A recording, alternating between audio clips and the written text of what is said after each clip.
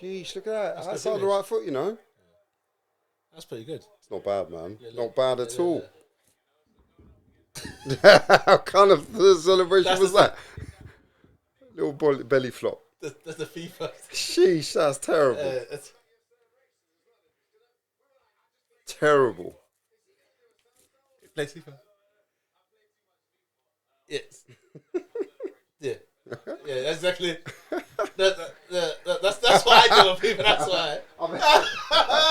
That's what I do. Dead, That's bro. what I do. That kind of That's what I do. celebration. I do that on FIFA as well. I do that Bro. celebration. Dead. That's too funny. Mate. Dead.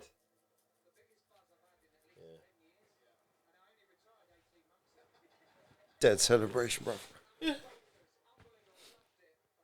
Right, let's begin anyway. Yeah, man. Let's go. Right, so turn that down. Could do a little bit more. Oh, turn it. Yeah, turn it down. Yeah. That's fine. Yeah, I might show the viewers what we're watching after. Oh, it's fine. Because it's audio and 3 cameras, man. Sick. Look at this. This is bad. sick, man. It's not bad. Where did you get this from? Don't ask questions. I'm just saying, is this yours? Yeah, it's all mine. Oh, you bought this all? Yeah, mate. Yeah, it's All all of me. it? It's all me, bro. Oh, all me. wicked. Bought it a little while back, and I bought it a little while back. That's so sick. I just thought, we'll just turn it into a bit of a conversation with my friends. Because, we talk all the time anyway, bro. But that's sick, though. It's not bad. It's really good. Like, look at the setup. It looks impressive. Oh, it's very impressive. It's Very, okay. very, It's okay. very, very impressive. I'm like, I guess ultimately, it's there towards us. So you're on this screen. Oh, yeah. It's been recorded in what's called log, right? So obviously that beautiful moisturised skin of yours will be shined up in post production. That one's just like a normal colour tone, and that one's obviously just on the phone vibe. But yeah, I just wanted it to concentrate on that. You don't have to look at the. You can do whatever you want. no, I'm just talking it. Yeah, man. I'm not even noticing any of it. I'm just like, the setup is amazing. It's not bad, man. Look. If you had a podcast studio like this. So this is how podcasts work, really.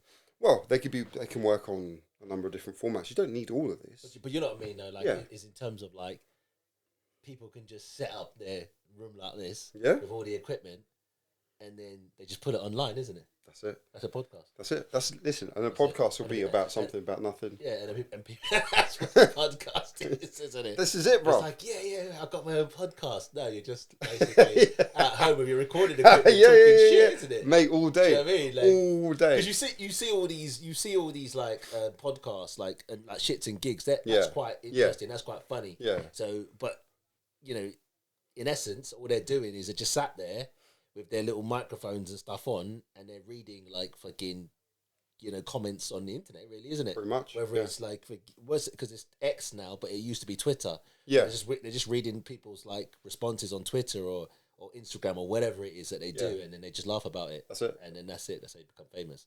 This world is so cooked. They're just cracking jokes. Well, no, so but at least one of those things is they're at least friends talking. Oh yeah, but okay, might have changed over the years and commercialized and stuff, but at least they're just talking nonsense like we.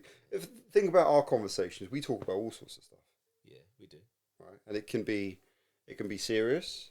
Yeah. It could just be mundane. It could be cracking joke. It could be thinking about, I don't know, like some of the stupid stuff that we've done. It could be all of that. And I guess some people have just managed to capture it properly and get the essence, and they've got a niche, don't they? Yeah, but I mean, it's just like, I don't even think too much about I could see the equipment, but it doesn't make a difference to me because I'm just talking, isn't it? Yeah, that's it. I'm just having a conversation. That's it. Nothing more. It doesn't and the thing is, like, the weird thing is when you do it solo like this, right? And you've got more equipment, you then have to do more stuff. So, for instance, now we're still chatting. I have to go. I've got to check like the camera, and some people will have the studio and be like, I've got to check this. I've got to check that. But is that why then you have certain people that control like the cameras and they control like the so we're having a conversation now, but there'll be somebody that's controlling the cameras and stuff. It's only because like sometimes like when you you see like certain like porn, right?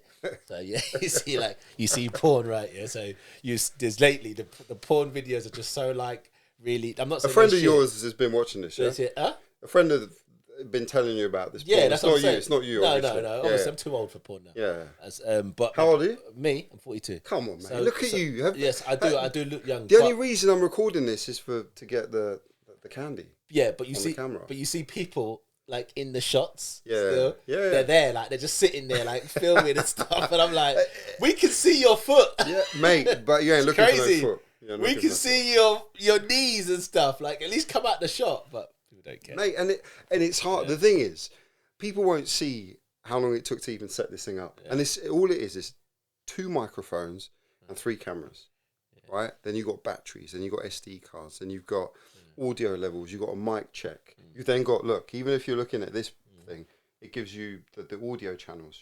So I'm number 1 on this side, and you're number 2. Yeah. So I've got to make sure that it's not too high, it doesn't go above this level, and yours is enough, because then you're still relaxed, and you can still get picked up. So you'll see yours will go up. So whatever you're going to say will go up. Whatever I'm going to say. Yeah, perfect. And that's okay. But then I have to adjust the audio. Yeah. So I don't know if you've seen, like, I don't know, what's his name? Joe Rogan, his podcast. Yeah.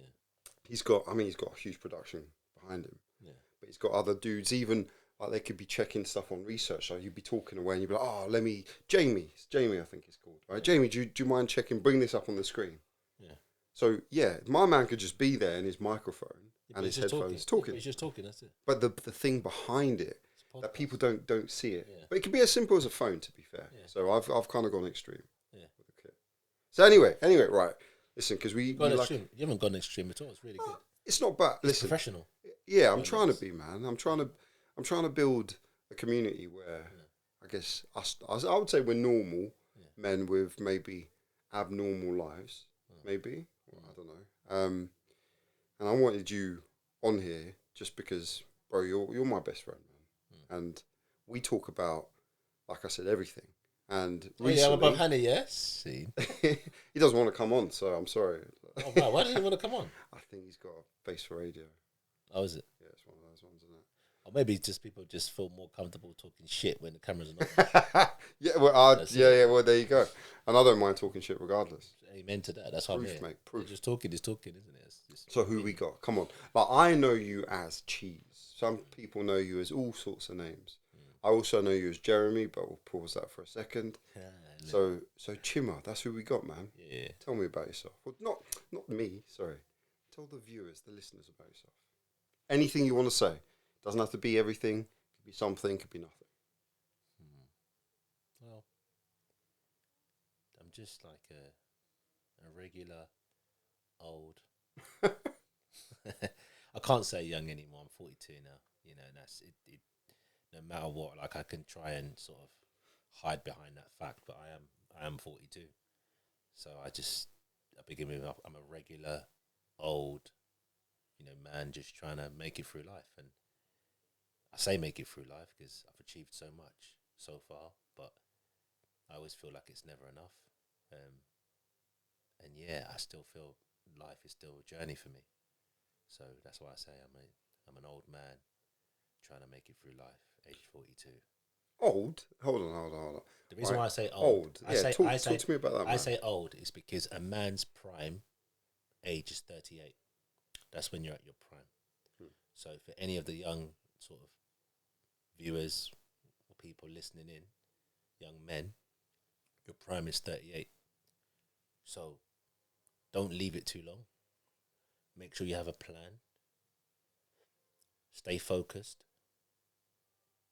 In my personal opinion, look to own your own business and make sure that you have everything together in and around or before your prime, because you want to really try to achieve as much as you can by the age of 38, because unfortunately after that things start to go downhill, and it's just life, biology.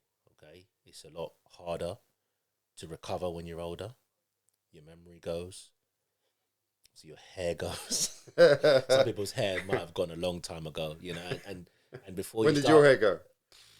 it was like 20, 25, 26. Remember, I had that little small afro when I was in, I remember the little sides. But yeah, I had the small afro. But the thing is, and you kept on to it. Yeah, no.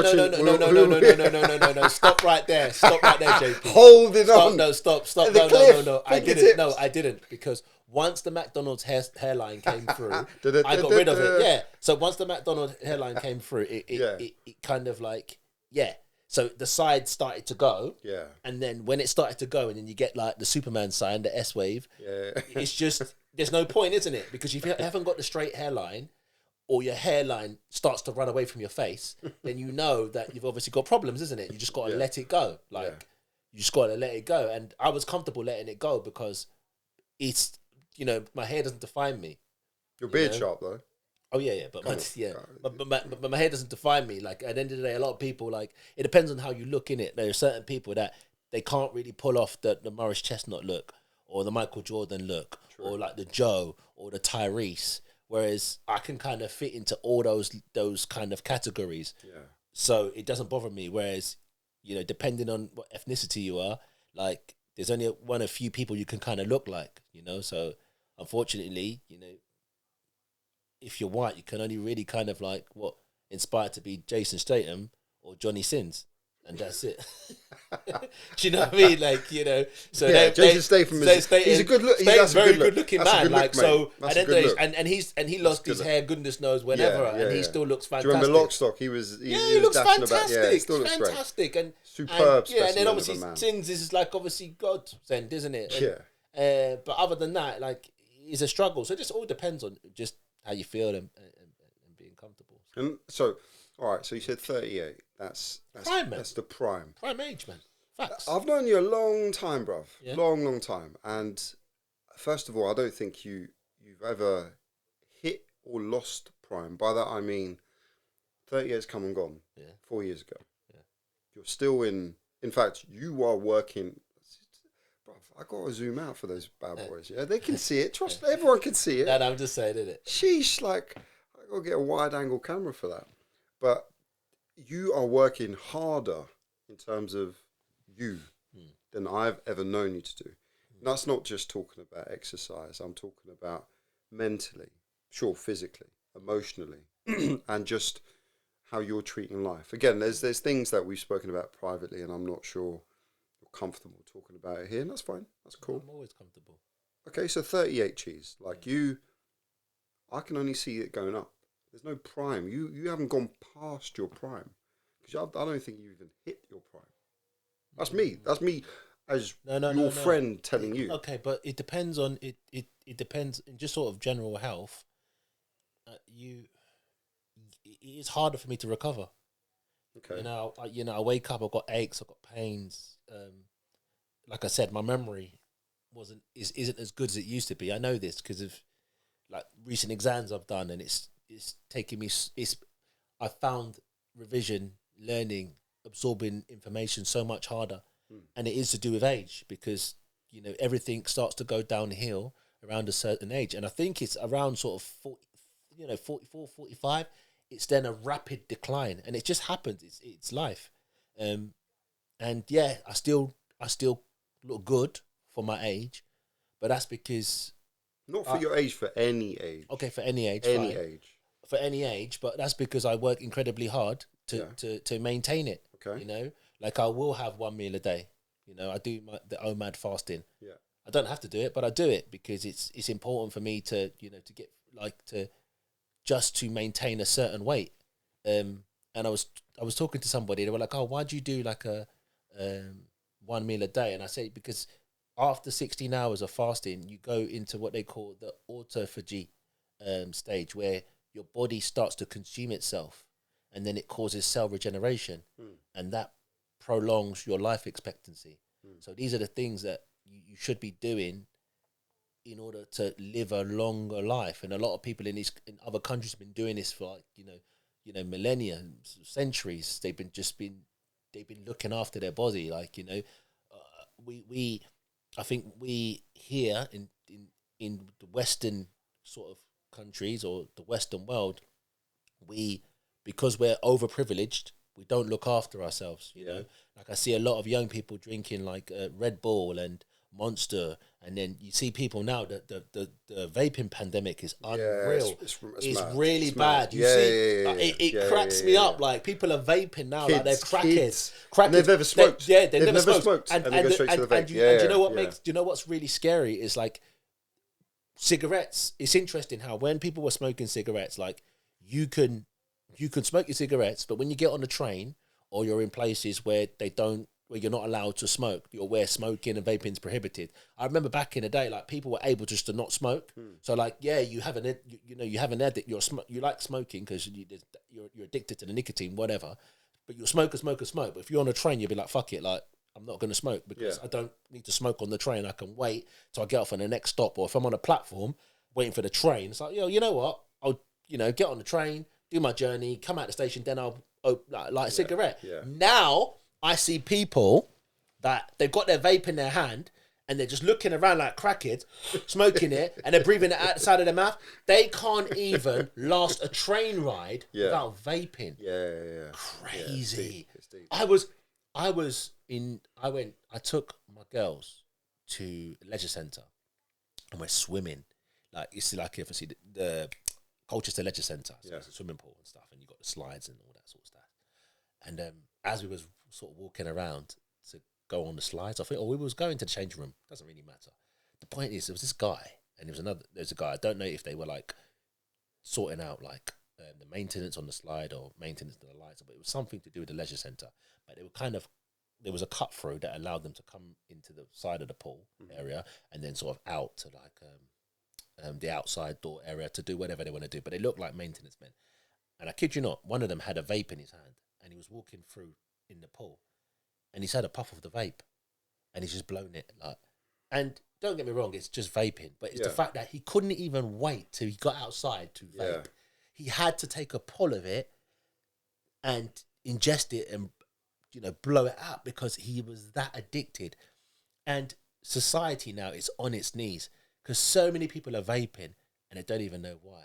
Like, and I know this sounds crude, but nothing crude. I know this sounds cruel, I would rather say, but in years to come, when it comes out, how bad vaping is for you and how much it's damaged, people's lungs and stuff, I'm just going to sit back and laugh because the signs were there. Yeah. The signs were there. Shortcutting. It's shortcutting. Yeah, of course. The signs have always been there. Like it's obvious that vaping is so bad for you in comparison to smoking. Smoking was bad enough, but vaping is so bad. Yeah, but bro, don't you think so bad? Like us as people, humans, we need to have vices. We need some of the vices. So I'll come back to you, and I'll come back to what you talked about, your prime, and I'll come back to your discipline. And no, because all of that,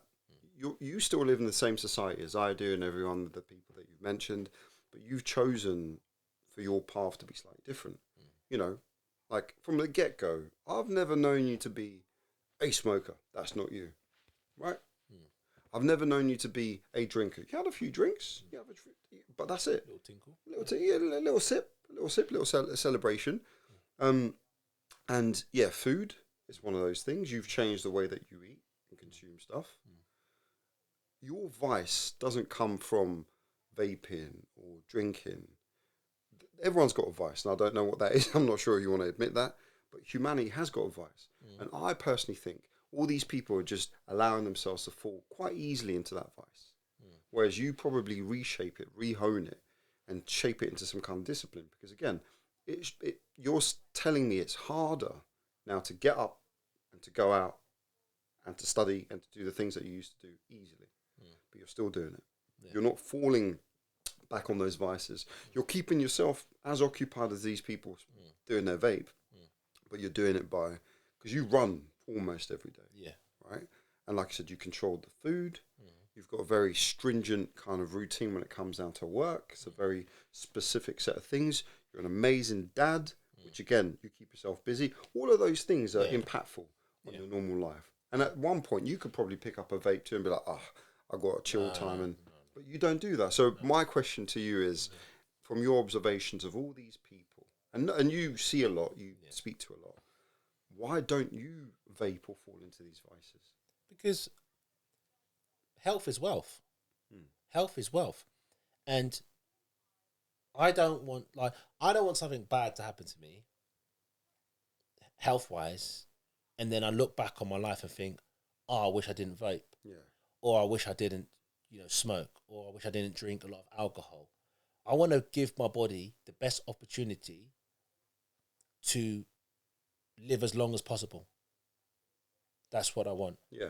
The average life expectancy of human beings, especially in this country, is between 78 and 80. So I want to at least hit 78 and beyond. Yeah. Okay? Yeah. And in order to do that, I've got to look after my body. If I look after my body and I don't live till 78, I know in my heart I gave it my best shot. Yeah. I did everything I could to prolong, death. Okay, yeah. Increase my life expectancy, right? I did everything I could. That's why I take my vitamins. That's why I take my iron tablets. I take my oregano tablets, the turmeric, the fish oil, the beetroot, the sea moss, the vitamin D. I make sure I look after myself because I want to live as long as possible. Why? So I know the story and I know your life, and I've been blessed enough to be able to talk to you. Like, that's a blessing in itself, bro. Like, you have saved me from that edge countless times, and you still do it today. You don't probably realize that, but it wasn't always that way. Like, you weren't. I remember you still like mayonnaise, right? I remember me cooking up my food. No, nothing wrong with. Hey, listen, mayonnaise. Mayonnaise in the first thing. No, listen, I got to reveal you, bro. But you like mayonnaise and stuff. It killed you. I had to. Oh, no, but not in a bad way. No. But that's not killing you. Yeah, of course you do. But there's nothing wrong in that, because ultimately you're still here. You're fitter, healthier. Fine, a bit of creakiness, a bit of oil, probably just for the joints and all the rest of it. But something did happen a few years back, and you were again still strong. You're one of the strongest people I've ever trained with. Pure natural strength. What year though? That was a few years back, maybe. That was 2020. 2020. And then 2019. Yeah. Yeah, when I was in hospital. So yeah, tell me. But when I was in hospital, that's because I wasn't looking after myself. Not completely. So all right. So you were in hospital, and that was a terrible sepsis, time. Yeah. And sepsis. But that's not necessarily just down to your diet. But then you was, man. Not completely. I wasn't having any of the vitamins that I have now. Okay. Yeah, I wasn't having any of the vitamins that I have now. I wasn't eating right. There was no fasting. I look at myself. I wasn't having a lot of sleep. Yeah. Yeah, I was, and since I changed, my diet and my routine, and I look after myself, and I try and train as much as I can, and manage how much I eat. I haven't had any issues since. Okay, so that's good, clean advice. Change your life up, increase supplementation, have more, I don't know, exercise, have more regimented sleep patterns. All cool. Now, like, it was scary for me, if I was honest, man. Like, to see you that way, you're a superhero in my eyes, bro. Yeah, people were scared, really man. Scared. My kids were upset. My friends were upset. Tell me about that. Tell me about your kids. You could tell, like, you can tell they were just really, worried, isn't it? Because they depend so much on me, like, for everything. I feel that it was almost like, well, their mum's going to be left alone, and it's going to be a bit of a struggle. And so let's go back a step, man. Sorry to interrupt, but all right, because people don't know. I know a lot about you, not everything. Yeah. But if you don't mind me saying, you got 2 daughters, right? Yeah. 2 daughters. Don't have to mention their names because you don't always have that out. But I see. I've got 3, isn't it? I've got 2 daughters and a stepdaughter. Yeah, you got 3 daughters. I see them as 3 daughters. Yeah, 3 daughters. Yeah. And everything I've seen for a long time is you live for them.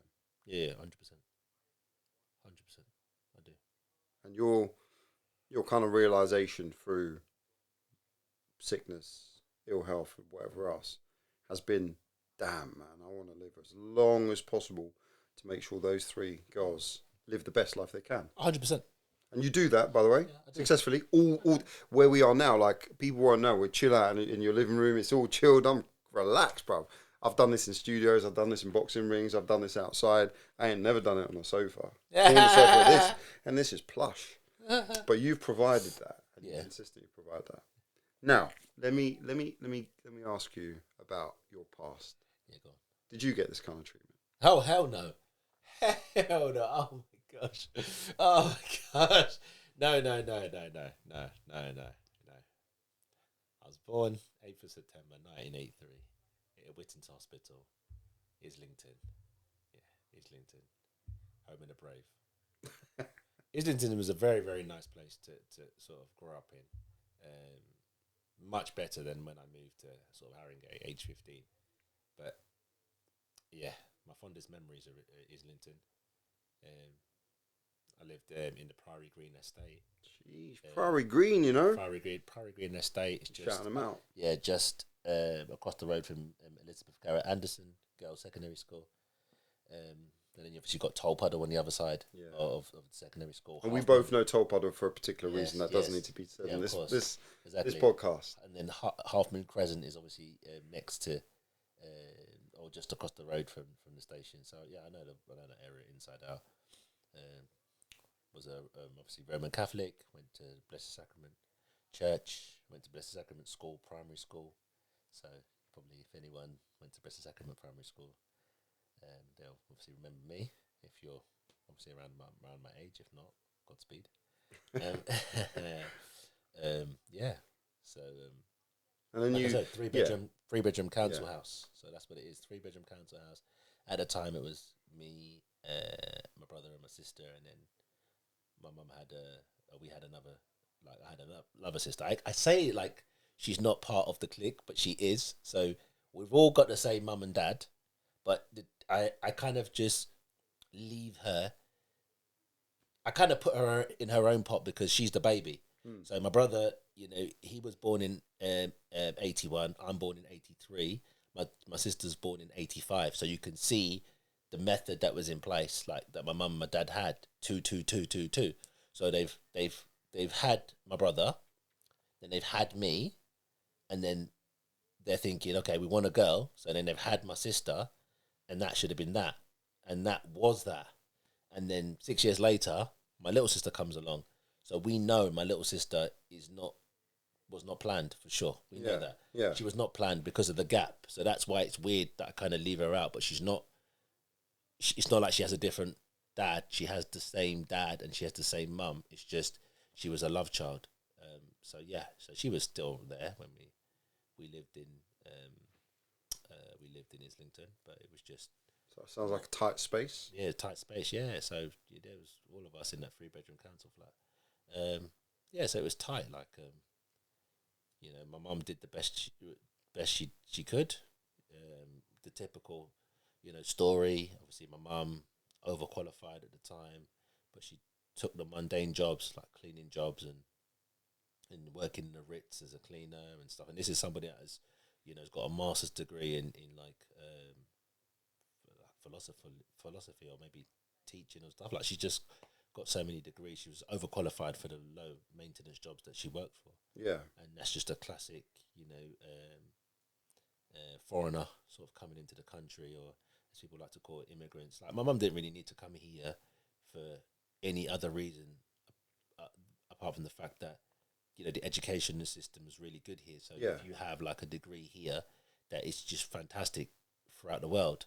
Obviously, hindsight's an amazing thing. That was back then. Yeah. Whereas having a degree now doesn't mean fuck all. So had my mum, had my mum tried to like come to this country now, around about this time, she probably would have declined because the educational system apparently is now a lot better in Nigeria. So there's less need for people to come here, which is probably why a lot of Nigerians will either stay in Nigeria or go to America because the educational system is not that great here anymore. Yeah. But back in the day, it used to be like having a degree, a UK degree here, was worth its weight in gold. So my mum was so she obviously came here for the educational purposes, and then got her degrees and struggled to get employment because of the obvious, but eventually got into like substitute teaching and then become a teacher, and then she ended up in Morpeth. But man, that's her story. That's not my story. I guess the point I'm trying to make is it was obviously a struggle when we came to this country, and she worked, just literally almost 24 hours. She would have she would study, work during the day, and then work during the night, and just manage the crossovers by herself, looking after 3 kids at the time, because my little sister hadn't been born yet. And then when my little sister was born, it was 4 kids. And she worked hard, paid her taxes. In terms of the benefits that she took, they were very, very minimal. And then as soon as she had the opportunity to to purchase the council flat she lived in at the time, she purchased that, and then has never looked back. Never took handouts. Was very appreciative to what the country's offered her, and her children have given so much back to the country. Always paying our taxes, working from a very young age. I would say the positive side of immigration. Yeah, that's how I see it. I guess coming back to just you and how your way of working is. To be fair, you do the same now, and you're you're working just as hard. Yeah, long shifts, 24/7 to a certain degree, constant plug in, just to then allow your kids to have even more than what you didn't have, because you, how can I say it? You work so damn hard, bro. All the time. No. Bro, we talk all the time. Yeah, but I'm always. And when working. I talk to you, you're always working. Yeah, but the thing is, I work because I don't want to not do nothing. No. So of if course. if I'm not doing something productive, then I'll work, because why not earn money? That's what I want to do. I'd rather earn money than not. So if I'm not doing anything productive, or I'm not seeing my friends or going out or just spending quality time, then I'll work, because the easiest thing for me to do is earn money. Yeah. The job that I do, it's not a challenge. It's not difficult. I go to work. I know that role inside out. I do my job. I go home. Yeah. I get paid a decent salary, which is why I'm always at work. Because if I'm not at work, what else would I be doing? Yeah. Okay. Yeah. Idle hands. Yeah. All that kind of saying. That is true about the idle hands. Idle hands. I find that when I'm at home, sometimes my mind can sort of wander, and there's only so much programs that you can watch. Yeah. You've got to be doing something. So there's only so much FIFA Ultimate Team you can play. Do you know what I mean? It's ranking. But there's so much. There's only so much. Still rubbish after all these years, No, I'm very good. Still. Is it? Well, do you want to shout out your username so people can beat you? 10-penny cheese. Yeah, he's ranked pretty low. 10-penny cheese. I don't know which camera's working. Listen, I wouldn't even bother. I'm not even going to try and say anything, because the FIFA world is so toxic at the moment. It's so toxic. I'm not even horrendous. trying to play anyone. So I'm not. Just there. If you want to say up the computers, if you want to say I'm CPU. crap and I ain't saying that. brokey and all that sort of stuff, No, or whatever toxic stuff that people want to say, now that's fine. Crack on. I'm not. Competition's just changed. I'm not trying to do that. Okay, so because people won't realise, because we'll only have a limited amount of time to be able to talk. The recording, I got plenty of gigabytes. However, I've got to know you over a number of different years in different phases of both of each other's lives. I've been lucky to at least go through those phases with you and with each other. Through the time where we're all single, and with a time where we're trying to do different things at work, or then relationships, then kids, and all that kind of stuff. And if you don't mind me saying, I've seen you not only become stronger, fitter, faster, all the rest of it, but also just not you, if that makes sense, like a bit of a shell. I know I don't know if you're comfortable with me saying that. That's fine. But there seems to be sometimes some emptiness. Even though you're busy, even though you're working twice, if not 3 times as hard as other people, even though you're a great dad, even though you're in shape, there's just something that the Cheeze I know is just not the Cheeze I know. Yeah, but I've always had that feeling for as long as I can remember. I've always had that feeling for as long as I can remember. I don't know when it came. It's just I think the emptiness comes from like an aura of disappointment. Like I'm disappointed in myself. I'm disappointed in my achievements How? because I feel like I should have done so much more, and it's very easy for me to sit here and say that I should have done so much more, and because nothing's stopping me from doing all the things I want to do, but I've become complacent and I've taken the easy way out. That's why I still do what I do because it's easy, and it's on one hand I talk about like wanting to be the best version of myself, but on the other hand, I just live the life of I just live a comfortable life. There's no desire to push myself. There's no desire for me to fulfill a potential that people expect me to. It's weird because so many people expect me to be at a certain level. What do you mean? Like for example, like in the job that I do, like there are people like when they see me, they expect me to be sort of higher up in the organization, and they expect me to be performing at a certain level. Yeah. And I'm very much like, but I don't want to be performing at a certain level.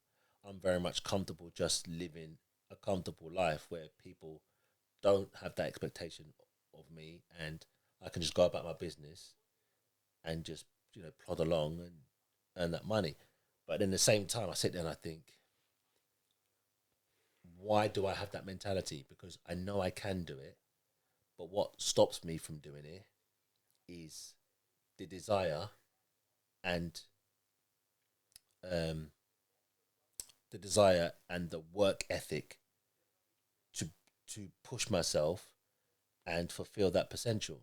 Because deep down, I know it would make me feel better and give me a sense of achievement. But it's just that it is laziness, and I know it is. No. Like, perfect example. I don't believe you. No. And I'll say, Got to stop you there. No, you can stop me there. But the reason why, and I'll say this right. So when I met, like, for example, I met you and Eddie and Jay. You guys, I noticed that you already had like a plan. Like you were like, okay, right, we want to be like this. Like, where's that plan got? No. But you, all three of you, wanted to be like this. So you was very much like, oh, I want to be, what I want to be this, and Eddie was going, I want to be this, and you all wanted to be like the same sort of thing, or within that sort of or along that pathway. So you all wanted to be down that pathway, and you look at how people have progressed over the years, and is very much still working within that pathway towards where you want to be. But what I noticed was I didn't have that ambition to I didn't have the ambition that you guys had. I was just very much like going with the flow. So yes, I've ended up being in the position that I am now because I was initially following everyone and working at their pace, and everyone's kind of dropped off. So certain people like Jay, it took him a long time to get promoted. Whether he was enjoying what he was doing for as long as he was, but it took him a long time to get promoted. And then with Eddie, even though Eddie's got promoted, like Eddie has never been somebody that I've admired to get promoted. And then there's yourself again, by hook or by crook, you haven't got to where you wanted to be, right? Maybe you wanted to be a couple of levels above where you are now. But when you went for the fast track process, it never worked out for you. And then you ended up kind of just coasting in the department that you're in, to the point where you've learned, you've got all you needed to, you've learned and developed yourself to a point where there's nothing more you can learn in that role, but you're still there. Now, I look at the likes of yourself, and you're still there, and Jay's kind of bobbing along at a slow pace, and then Eddie is like basically doing nothing because, yes, he's at a high rank now, but he's not somebody that I can learn from, or he's not somebody that inspires me to do more. Because I remember one time when we was at the same level, he was like, like we should do the exam together, and I was like, nah, no thanks. Whereas I know, had that been you, I'd have been like, yeah, let's do the exam together, because I naturally respect you. Whereas the other two, I don't respect them. Like in terms of, like, I respect them as people, But in terms of the job, like, they work at their own pace. They don't inspire me to be more in the organization. Yeah. They don't. They just don't inspire me to be more in the organization. Especially Eddie, and I love him as a person, but he's just coasted through the job. There's nothing like he couldn't sit here and tell me anything meaningful he's done in the organization, because he hasn't. He hasn't done anything meaningful in the organisation, and it's just the way it is. It's just the way it is. But I think with where we work and the organisation that we talk about, it's hard to make any meaning from a lot of the chaos, because that's what it is, right? Yeah. It's organised chaos or trying to reorganise chaos. Yeah. And it's difficult. Whatever you do, you're just trying to do your best. Yeah. And sometimes it works, other times it doesn't. And sometimes, because it's an institution, just like any large institution, it will swallow you up. It's a big ship. Yeah. Hard to turn around, hard to sail forward, hard to stop, all the rest of those analogies. And there's very limited things, irrespective of what we're going to try and do, that will make a significant impact. Yeah. And that's fine. Yeah. But I guess even internally, from what you're saying, like, I don't see it that way. I don't see you as someone imitating, copying, emulating someone else's career, because that's not true. You always have your own path, and the brutal, honest Chima that I know, and that's the one that I respect the most out of everyone else that I know, is the person that is a man of principle. Is the man that will say, I will do this, and you've done this. You might think you're coasting along, but bro, your days must be about 14 hours when you're working. Easy. Yeah, but it doesn't bother me. No, it might not bother you, but 14 hours out of 24, that's over half straight away. And you're spending that being committed to, fair enough, whatever you're saying your job role is or isn't. You're still having to spend that time waking up, getting ready, going there, doing the job, coming back, going to sleep, picking up the kids, dropping off the kids. Yeah. Obviously, whatever relationships are going on, you need to maintain. 100%. Right? So you're not coasting along. You're doing that and then some. You might see it from that perspective because you don't feel like you've achieved your greatness. All right, so then let's reshape it then. If I was to say to you, your greatness, what is it you're trying to achieve to then say, you know what, I've achieved the thing that I can be capable of doing? What's you at, like, top end? I don't know. I would say as in working to my maximum capacity. I would say any industry, anything that's driving you, anything that you're good at, anything you want to kind of, because 42 and nothing, by the way. Like you said, let's say for argument's sake. 100% it's not. It's just like I'm using an excuse to not to be more than what I am. That's what it is. And even now, because you weren't given the opportunities that a lot of people, and there have been some conversations recently, we've been around some people that have been given some opportunities, right? Yeah. And that's not applied to us, whatever. It is what it is, right? Yeah. So we move on, we move forward, and we try the best. And you've tried the best. And your best ain't that bad, bruv. Oh, of course not. Of course not. And even you coasting ain't that bad. Of course not. Of course. So what I'm asking is, what are you trying to, because you downplay a lot of the things that you've achieved, and you've achieved a lot. I look up to you too, because you're physically taller than me, first of all. So I got no choice. That's too funny. Got no choice, man. Cuban Hill sometimes, right? You do wear them. But hey, listen, I stand up tall, innit? I got the shoulders. I got the shoulders. It don't matter, man. I got the rhythm as well, so I can make it click. You can, yeah. It's all good. But you want to get somewhere, so go on and tell me where this somewhere is, because I get confused by that. Where do I want to get somewhere? No, as in you're saying you are underperforming. Yeah. Right. Yeah, because I'm just where's the all right?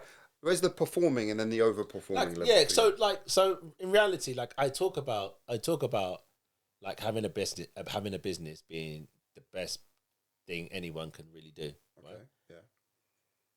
Then I sit there and I think, so why don't I have a business? Go on and tell me. I don't know, because I don't have the ideas. That's not true. Tell me then. You don't need to have the best idea. People that have a business making bread, that's not an idea, is it? They're just but when you say making someone bread, doing another financial service that deals with banks, whatever. Yeah, but when you say making bread, like other people make bread, like, so for example, you can have a business in the restaurant industry. Yeah. But then it's all about location, it again, that's something. It's not just location. You need like to be able to have money to invest. Yeah. Of course, so of course. This is what I'm saying. So you need money to create a business. So in reality, I've got to ask myself, why haven't I saved the amount of money I need to start my business? And it's because, again, like I talk about the idea of having a business, but am I willing to work for it? That's the thing. Am I willing to work for it? Am I willing to put that effort in? Because I'm never going to be given like 100 grand or 200 grand from like friends or family or whatever. It's all on me, isn't it? Yeah. So I've got to put that effort in, isn't it? And I know what I've got to do, and I will do it, and I will work. I will try and do more. That's what I want to do. I want to do more. I want to do more. I want to be more. And it'll come. It will come. It will come. That's the thing. It will. It will. But I've just noticed that, especially when I've met so many people along the way in life, and I'm always like, okay, right, like I can see what they're doing, and I want to do that. And in a way, it's been quite good because it's pushed me to get to a level where it's good for me. Yeah. So what I've achieved now is good, but I've achieved that because I learned so much on the way from people. So I know that if I surround myself with positive people who have drive, then I learn off them and I get better, which is really, really good. And that's what it is. And I think sometimes that's why I push people, because I want to push myself. Yeah. Whereas if I don't push them, then I become complacent. Like with you, I always say to you, yeah, you should be doing this, you should be doing that, you should be doing this, you should be doing that. And it's like, yeah, I'm inspiring you, but I'm also inspiring myself, because I know that what you're doing is what I should be doing. And I know that if you get up and then you do it, I'm like, well, JP can do it and he's doing it. So what am I doing? I've got no excuse. Whereas everyone else, it's just, they've hit that. I wouldn't say they've hit a wall, but they're stuck. Yeah. They are stuck.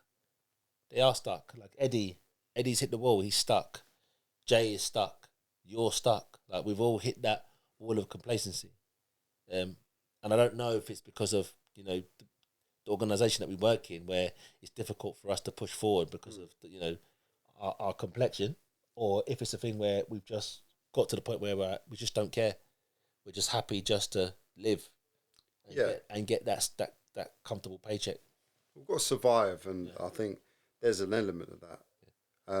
We're just going to take a quick break, so you can see you're getting thirsty, and I've got to check all these 17 cameras around. Give me 1 sec. I think your coffee.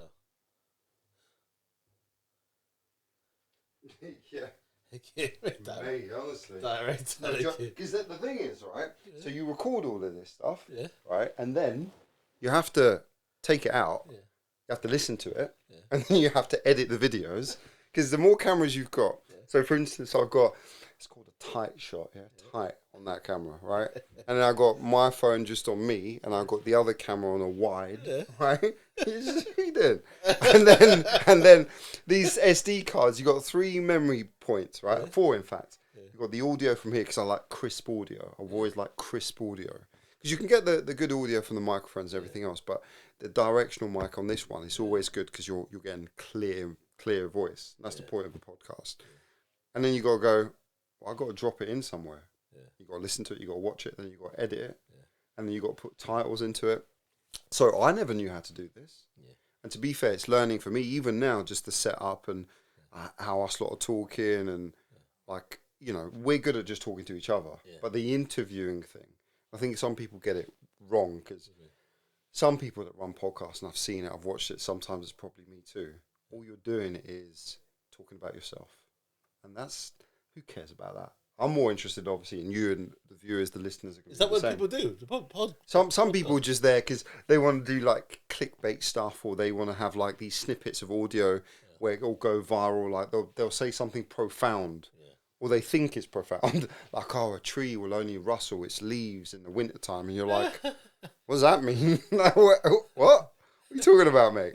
And then people are like, yeah, definitely. I've seen trees in the winter.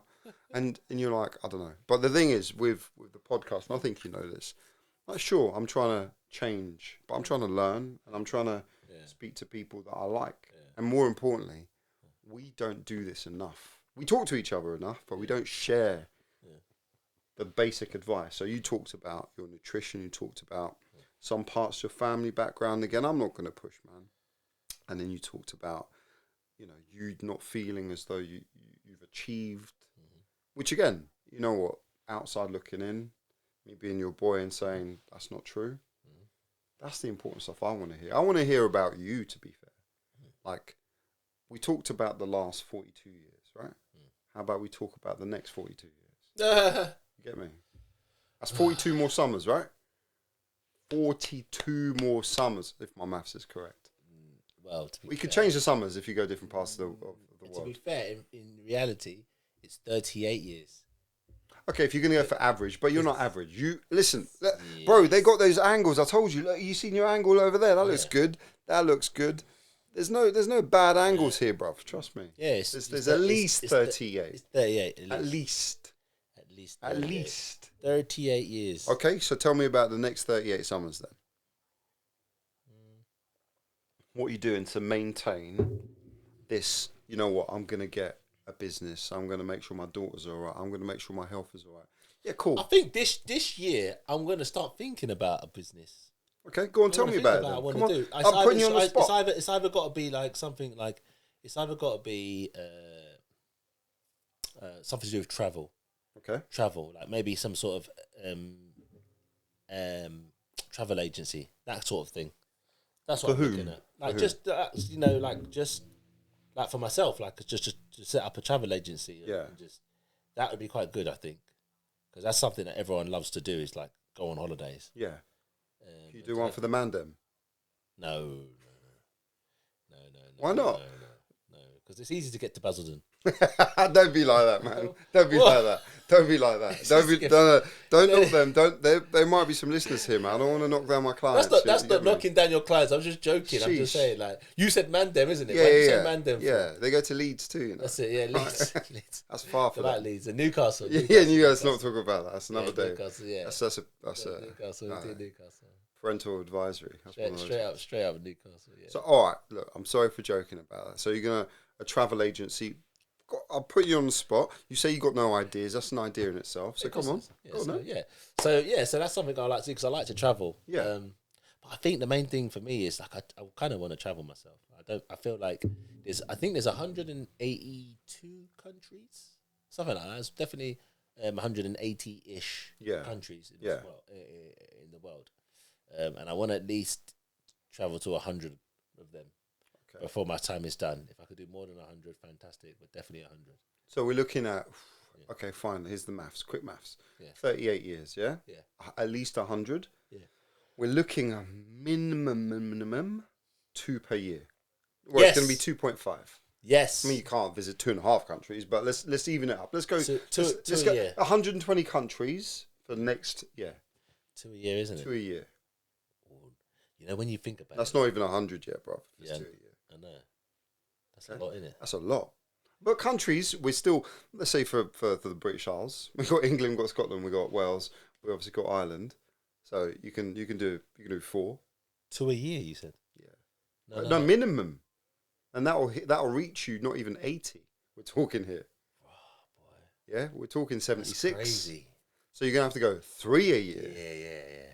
Maybe 4 or 5 a year. Sheesh. Even if it's like weekends, isn't it? Like I think it's nothing. It shouldn't be too hard to go like a weekend away to like Denmark or a weekend in Sweden or a weekend. That's all you need, isn't it? Have a little long weekend in these places, and before you know it, you can hit like sort of 8 or 9 in that year. Yeah. Like to do Europe, you could do Europe in a year. Easy. Yeah. I mean, you could take a few weeks out and drive around. Yeah. You can do Europe in a year. So once you've done Europe, now Europe will be like a good. Don't know how many countries that would be. Obviously, there's certain places I won't want to go, like Lithuania. Sorry, Lithuanians, but you guys are racist. Not all of them, man. No, not. Well, not all of them. Don't be like that. Yeah. There's racism everywhere. When it's not. Everywhere, I'm not saying all, but like you know, all you got to do is look at certain sort of YouTube videos and interviews. You know, by Akinfenwa, he talks about when he was playing in Lithuania in the leagues out there. He talks about how. You know, they were just openly like racist, so I won't be going to Lithuania. Like, that's maybe you do need to set up a Mandem travel agency. agency. Then we just send them across. Yeah, because 100%. They might change their mind. Maybe because they were saying that the all right, Baltic. There might be all of that, but you still there's preferences. So 38 years. Body as well. We can cut these bits out, by the way. Yeah. Some of these. Estonia yeah. Oh, you're gonna get us in trouble, bro. Estonia no. Not again. That's it. Not again. This is supposed to go across the board, by the way. Yeah. I'm trying to get it translated. Yeah. So travel agency. Maybe that's a part of the journey where you're trying to tell people, you know what, we've only got a limited amount of time. So as a bucket list, your travel agency allows them to tick off quick, short trip journeys for I don't know, relative price, and you're there as their guide. Yeah. Obviously, that's not necessarily the best idea that I've just said. Yeah. But okay, so you want to work, and you also want to play. Mm-hmm. You want to do the things that you want to do by working. Yeah. Right now, you're working to survive and provide, and the next 38 years. All right, so tell me how you're going to do it then. How are you going to set up this business, or how are you going to travel? I don't know. I haven't even thought that through. We're doing it now. That's the plan, isn't it? We're doing it now. I haven't even thought that through. I don't even know where I was going to begin. I guess that's why you need people that, business planners. I believe they're called. What are they called? Because I need to know how things are done. I don't know. It's something that I definitely would like to do, but I just don't know at the moment. So. It sounds more like a movement as opposed to just a business, because I'm sure there's probably plenty of people that are stuck in a rut, just like all of us to a certain degree, right? And they're like, I want to change my life, I want to mix up the routine, I want to travel around a little bit and all the rest of it. Mm-hmm. And that's probably an easy way of getting a lot of buy-in from people. Mm-hmm. Because there'll be someone else sitting down their sofa on, Sunday? It's Sunday, isn't it? Sheesh, do you not know your days? Mate, no, of course I don't. I barely know my name. Where have you been? Mate, in my headspace, I don't know where I'm at. First you think like days, 30 days. Look, I wasn't born in England. We don't look at days where I was born, yeah? We look at what tomorrow is, not days. No, tomorrow's Tuesday, I'm joking with you. It's Monday today. Nah, man, don't do that. Monday today, I swear. It can't be. It can't be Monday. It's Monday today. Because we saw another one of our friends. And he wouldn't be available on the Monday. Oh, yeah. He wouldn't. So, right, we'll go into it. So you want to do all these things, and you're going to figure it out. Yeah. Why are you trying to do this then? Why are you trying to travel to all these countries? Just life experience. Life, come on then. Life experience. You've had life experience, bro. No. You've had life experience. Like in other countries, knowing how, just seeing how other people live in other countries. Life experience. That's what it is. Life experience. And you want to physically go there. You don't want to do some VR nonsense. No, hell no. Hell no. I want to be able to so that's why I think a cruise will be quite good, because a cruise you can just hit so many countries in one go. Yeah. So that's a good idea. Like today, I think was I watching it with you, Lake Como. Lake Como. Even though I've been to Italy before. Yeah. I know it's Italy, but look how beautiful that place was. Oh, it's stunning, man. Didn't even know it was that nice. Stunning. Like Lake Como. You change your top. Hey, me? Yeah. Why? Not now. I had it changed a long time ago. Yeah. Jesus. What's going on, man? Long time ago. Now it's being filmed. You change your top. No, listen, I'm glad. It's finished, which is good. You'll see that when I started filming. All right, okay. I didn't change it when I came in now. All right. That's what you thought I did. All right, yeah. Because I remember you just wearing a T-shirt with some logos on there. Yeah, that was way before. Okay. But then you changed the top again. No. You had a red Chicago Bulls sleeveless top. So I had the Chicago Bulls, and then we was going to go out, and then I realised it's going to be a little bit chilly, so then I put, obviously, my Vans shirt on, and then when I came in, I changed it to this because it's more comfortable. All right. I was just checking. Look, I've had too many cameras on. I'll rewind it and check it. It's good. Check it. Check it. My man's on TV now. He's just changed his top 4 times. Showing the pecs. And I see the pec top as well, I can see it. Oh. I can see it. That's what I was just checking. Just checking. He's already selling his services. I'm not trying to sell Stop flexing. I'm not flexing myself. I told you, wide angle, man. I'm just not flexing. A battery will run out. I'm just cool, man. Yeah. Cool, man. No, I get it. it's 38 years. Yeah, so I don't. Can be so I don't. okay. Yeah, so I life experience. I'm trying to like. I think that's one of the things I want to do. Like, I want to travel. Solo? Yeah.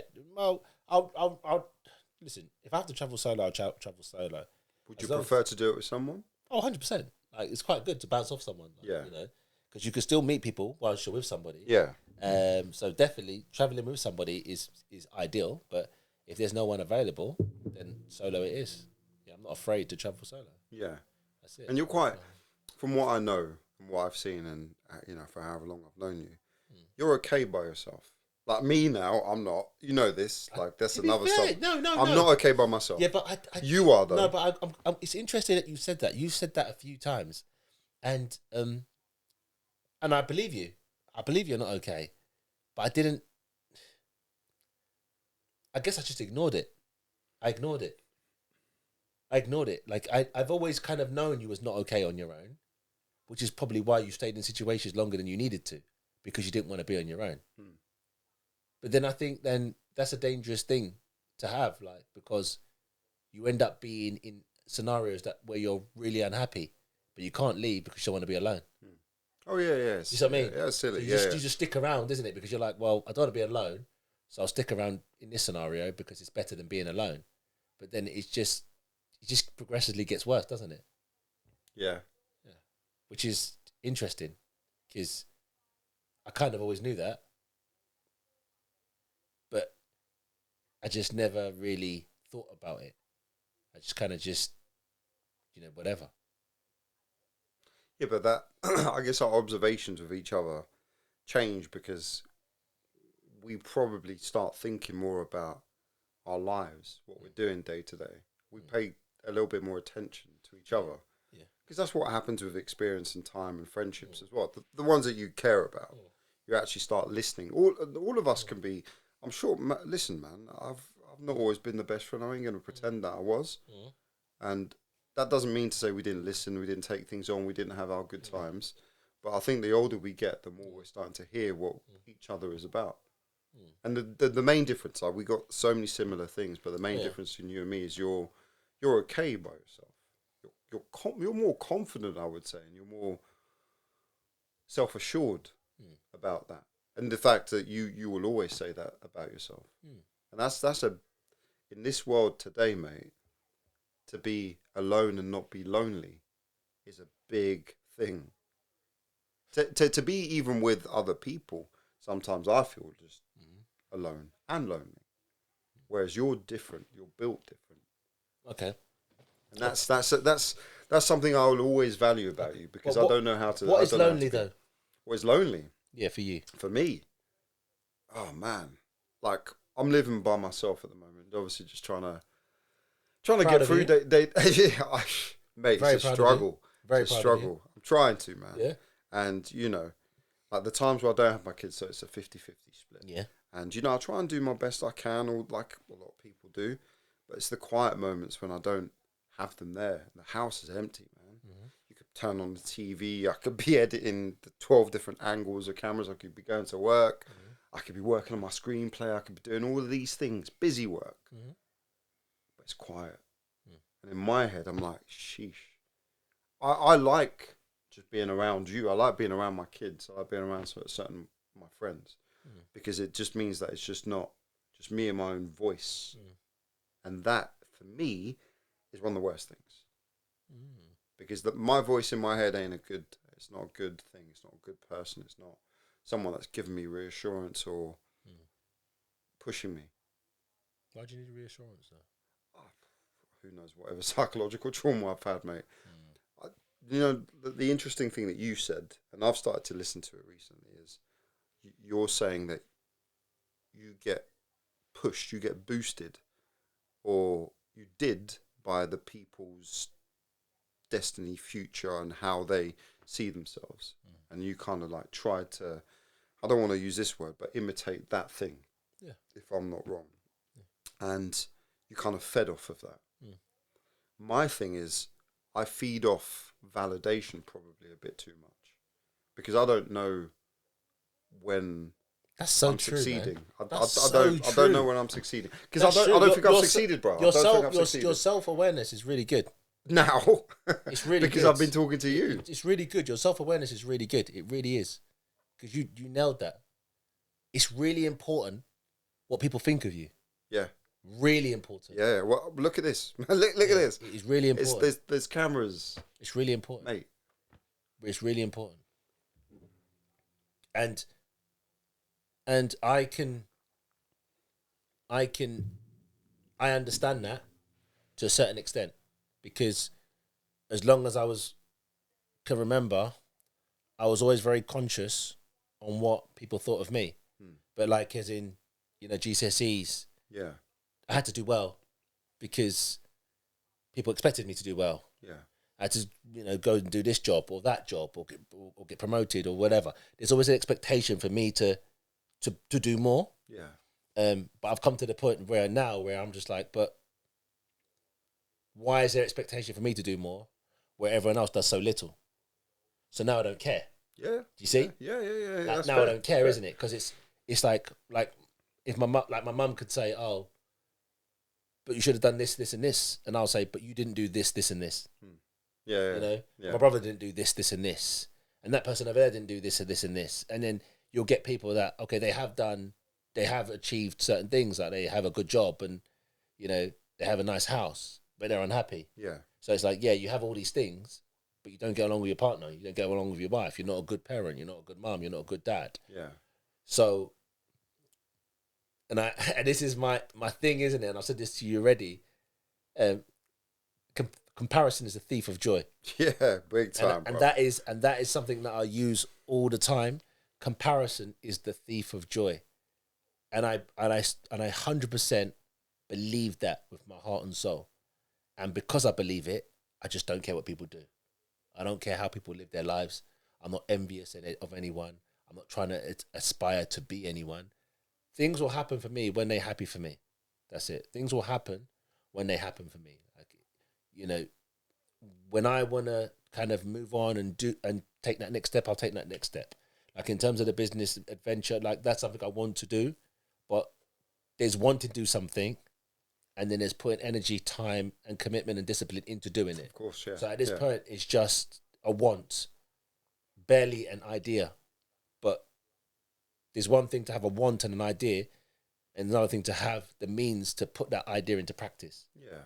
And that's where I need to be. There's no point me wanting to do something when I don't have the money to invest in what I want to do.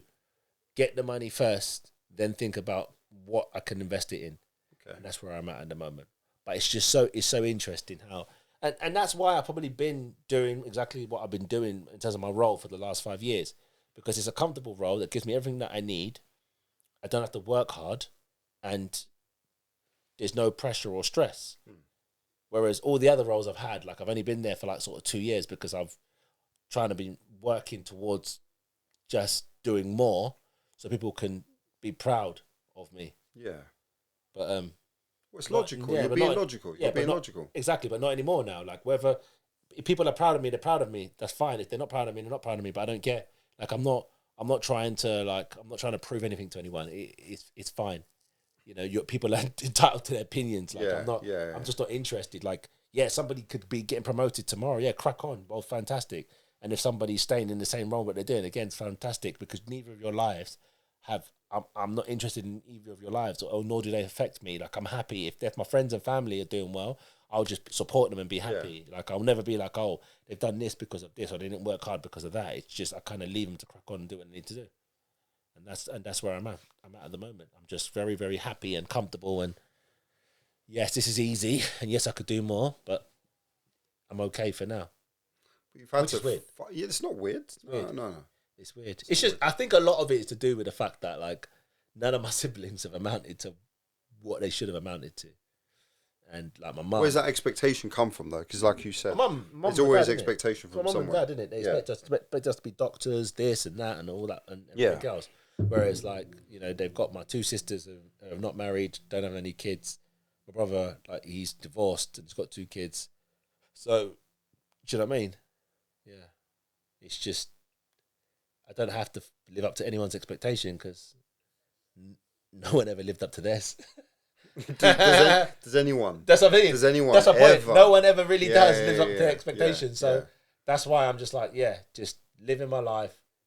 Health is wealth. Yeah. And then obviously go from there. There's something to be said about, because I've tried to change. I've tried to take on the things that you're doing. I've tried to be logical, and I've tried to be like a little bit more, I don't know, pragmatic in the way that I approach things, just to do things for me, right? It's hard. I'm nowhere near that, and who knows if that's ever going to be the case. I work better knowing that I can make you proud, and I like that fact. I don't care for many people's opinions, but I care more so now, less people than what I did before. But that drives me, because that's the thing. I'm like, well, yeah, I know I'm doing it for me. I know I'm doing it for my kids, but it's an interesting thing where you as my friend can look at me, brother can look at me and be like, you've done that, JP. And that for me keeps me going. Keeps me going. But the problem, it's wrong, but it keeps me going. But that's. And I don't have parents to be able to then tell me that. So that's one thing. I've got people like you, my friend. Yeah, but that's also for yourself. Yeah. That's because you already know that people around you that love you and care about you, wherever you are, they'll be happy. Whatever you do, they're happy. So, if you wanted to No, I think I've let you lot down an awful lot sometimes. Never. No.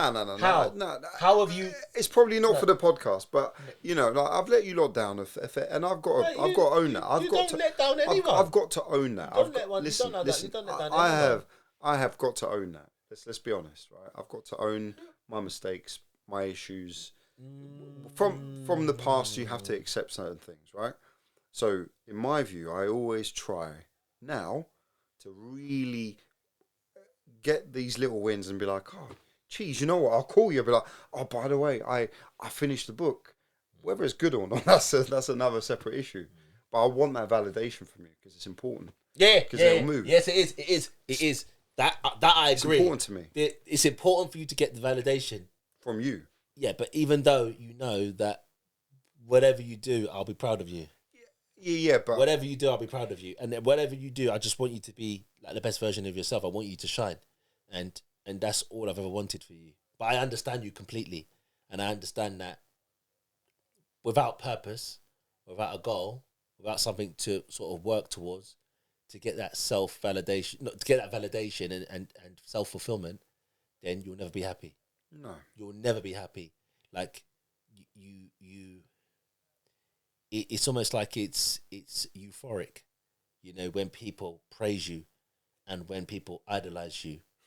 It's the truth. I don't know if anyone's ever idolized me, man. I don't want to get into that. They do. I don't know about that. They do all the time. No. But the thing is, they do. No. Like when you like it's like when we was when you used to wear the you could easily wear a size 17 shirt, but you'd wear a size 15 shirt. Hey, it's 15 and a half. 15 and a half. Okay, 15 and a half. My neck wasn't that big. Yeah, but you're accentuating. No, you don't. Accentuating. You don't, because at the end of the day, this is extra large. No. It's not. Space. No, it's not. It's extra large, bro. No, it's not. I'm not talking about now. Back in the day. This is comfortable, but yeah. But before, you would wear the smallest shirts because you wanted people to look at you. Like, you want to be seen. You want to be in the spotlight. You do. Yeah. You always wanted to be in the spotlight. You're right. You're a showman. You want to be in the spotlight. You want everyone to look at me, listen to me. Listen to me. This is the Jean-Pascal Olivier Barbe show. Listen to me. All eyes on me, because it makes you feel good. People respecting you makes you feel good. People admiring you makes you feel good. And there's nothing wrong with that. There is nothing wrong with it. And you need it. You need it. Because when you don't have it, you spiral into despair, isn't it? Because you feel worthless. And that's the last thing you want to do, is feel worthless. You want that it's just, you want that people to idolize you. This isn't about me. Good. I told you this conversation is about you. But today, it's you. Not about me. No, but you being you is very much about me, because for the longest time I used to think that that's what I wanted. So it's really important. The roles are reversed. It's really important. It's Telling you really, now. really important. That's why when it's not. You're damn right. It's not about you because this is my show. Yeah. This is about me, and I used to for the longest time think I wanted that. I used to think, right, I need to be like JP. You know, I need to be admired. I need to be the showstopper. I need to be the ladies' man. I need to be the most, confident, the most intelligent person in the room, all that sort of stuff. But as time has gone on, and I don't know if it's old age, I am at peace, I don't need to be that person. I don't care to be that person. I don't, because the most important thing for me is my children giving me that love and respect and that care, because they will be there tomorrow and the day after tomorrow and the day after tomorrow. They are what is certain. They are what is guaranteed in life. And I love her. And as long as I have the love and respect of my children, then I've achieved what I wanted to achieve in life. And then everything else is a bonus. All the extra things, having a business, traveling, it's all a bonus. They're all the extra things. But being a dad is my number one priority.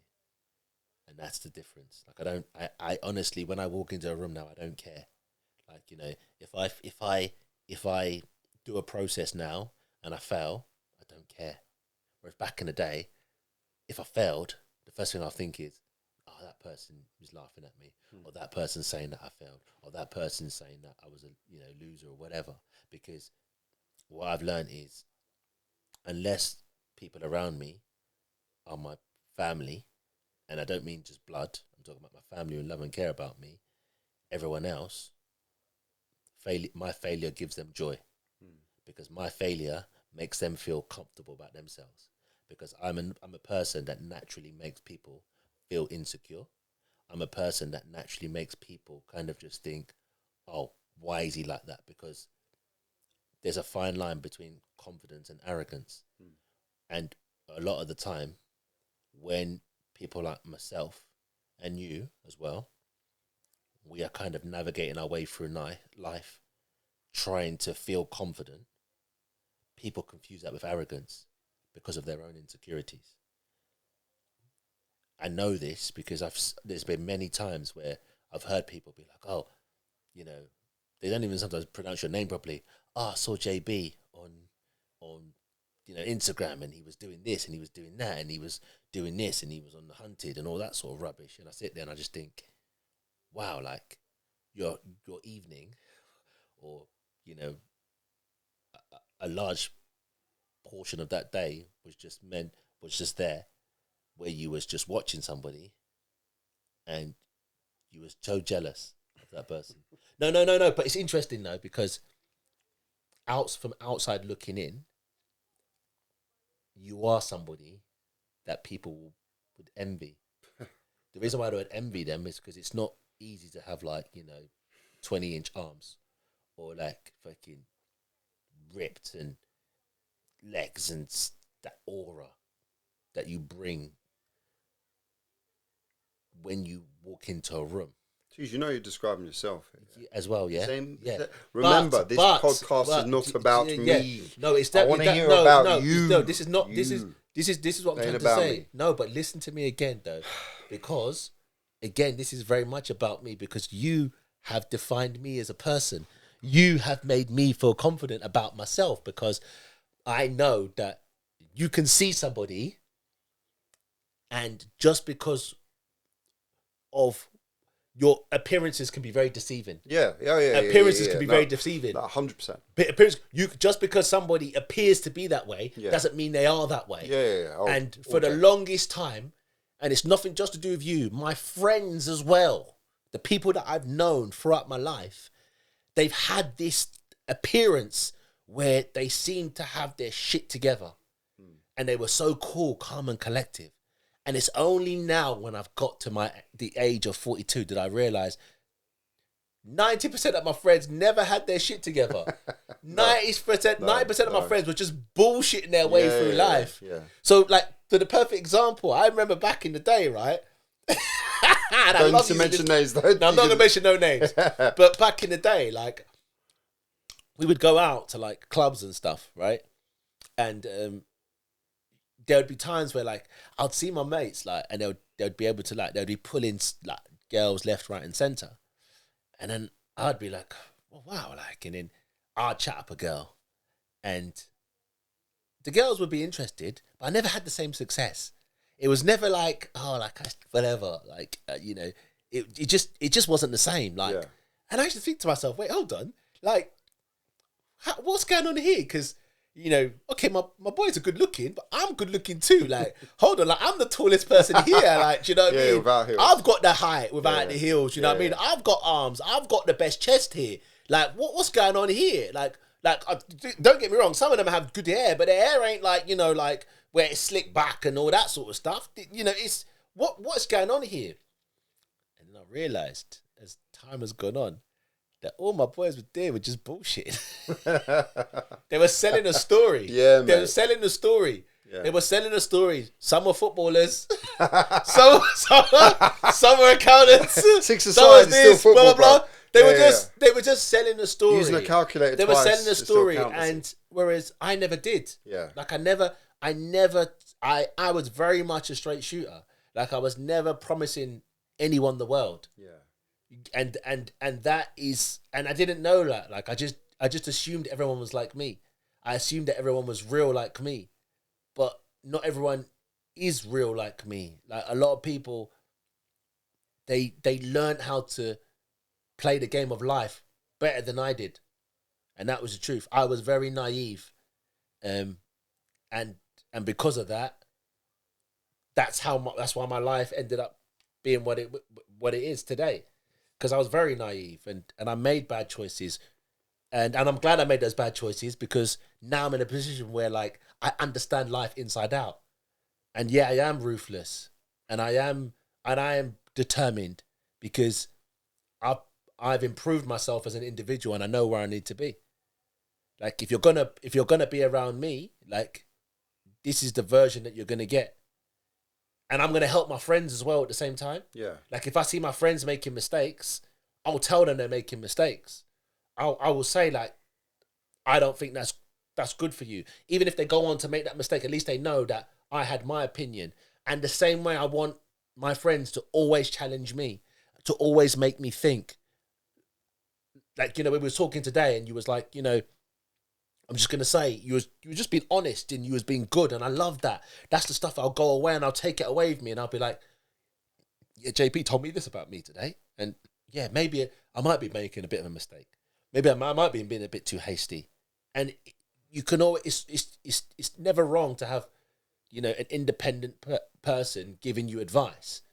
That's not wrong at all. If they care about you. Yeah, of course they care about me, and I love it. Yeah. I love it, and I take it on board. And it makes me feel good. It really does.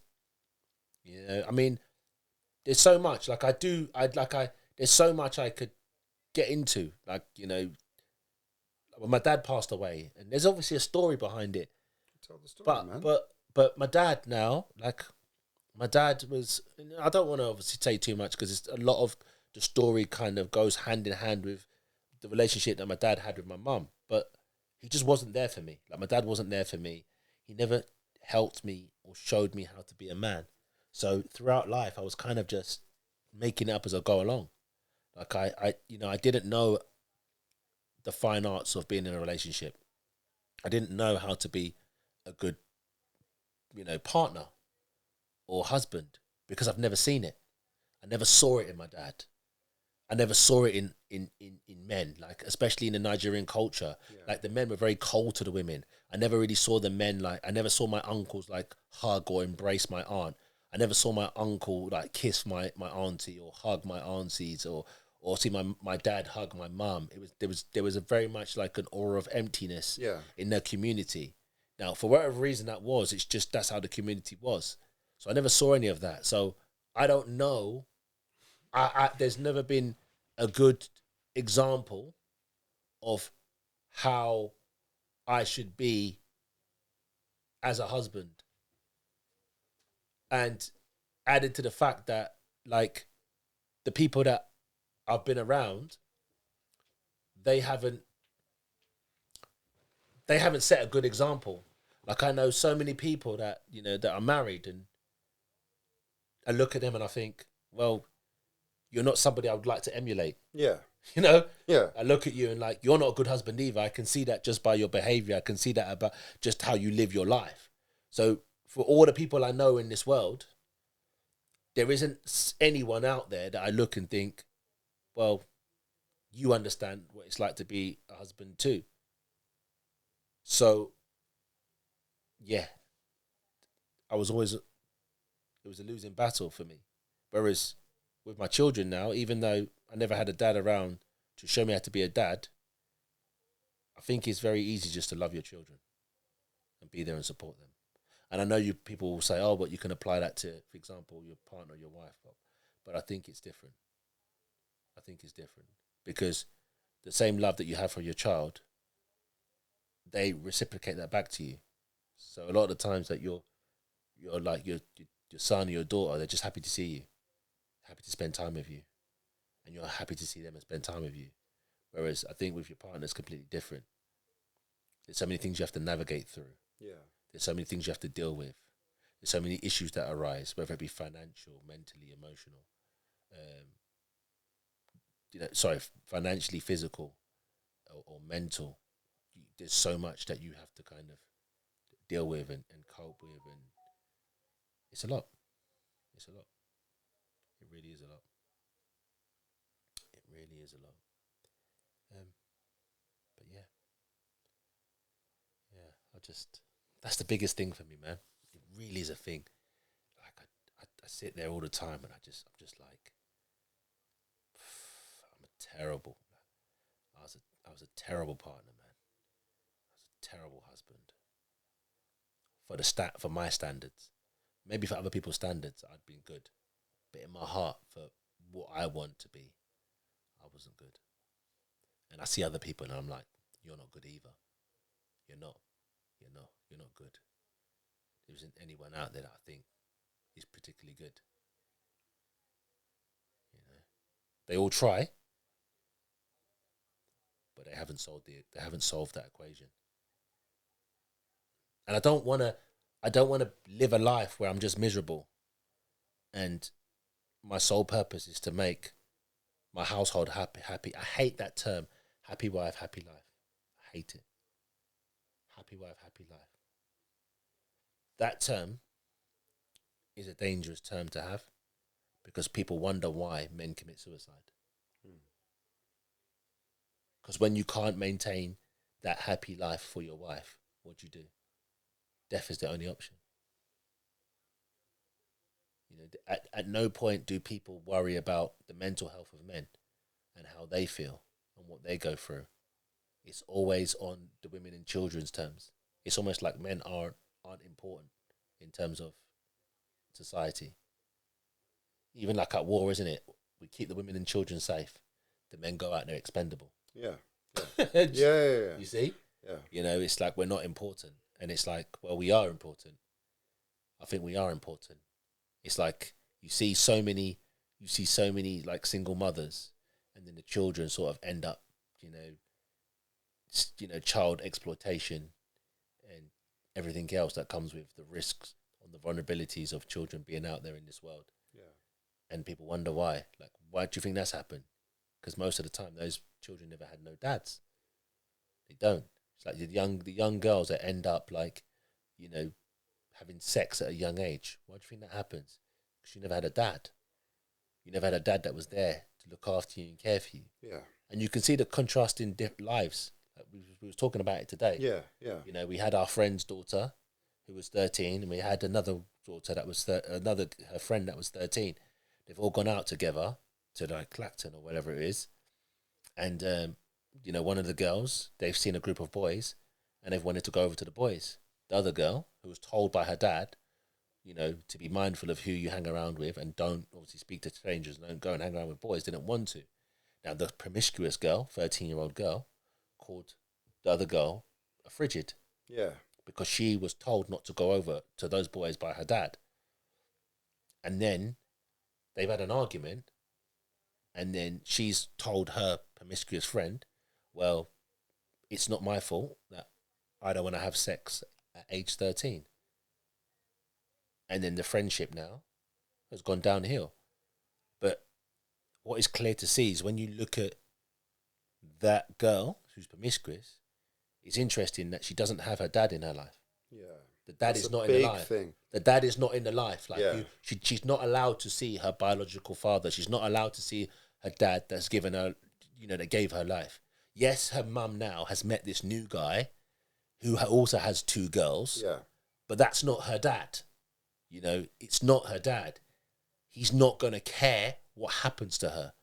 The love that he has for his girls is not the same as the love that he has for her, if he has any love at all. Yeah. Because his relationship with her is only as strong as the relationship that he has with the mum.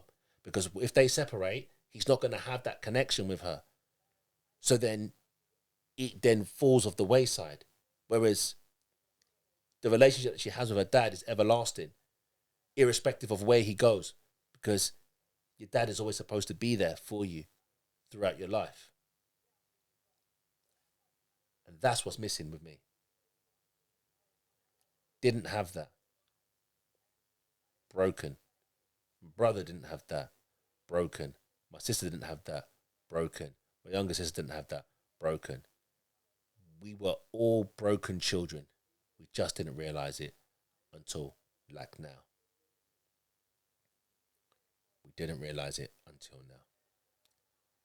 Because we didn't have the children. We didn't have like a dad that was with us sort of 24/7 and, was there. Was there with the joys, the sad times, happy times. We just didn't have that. Didn't have family holidays. I can't remember having a meaningful conversation with my dad. I can't remember having a joyful moment with my dad.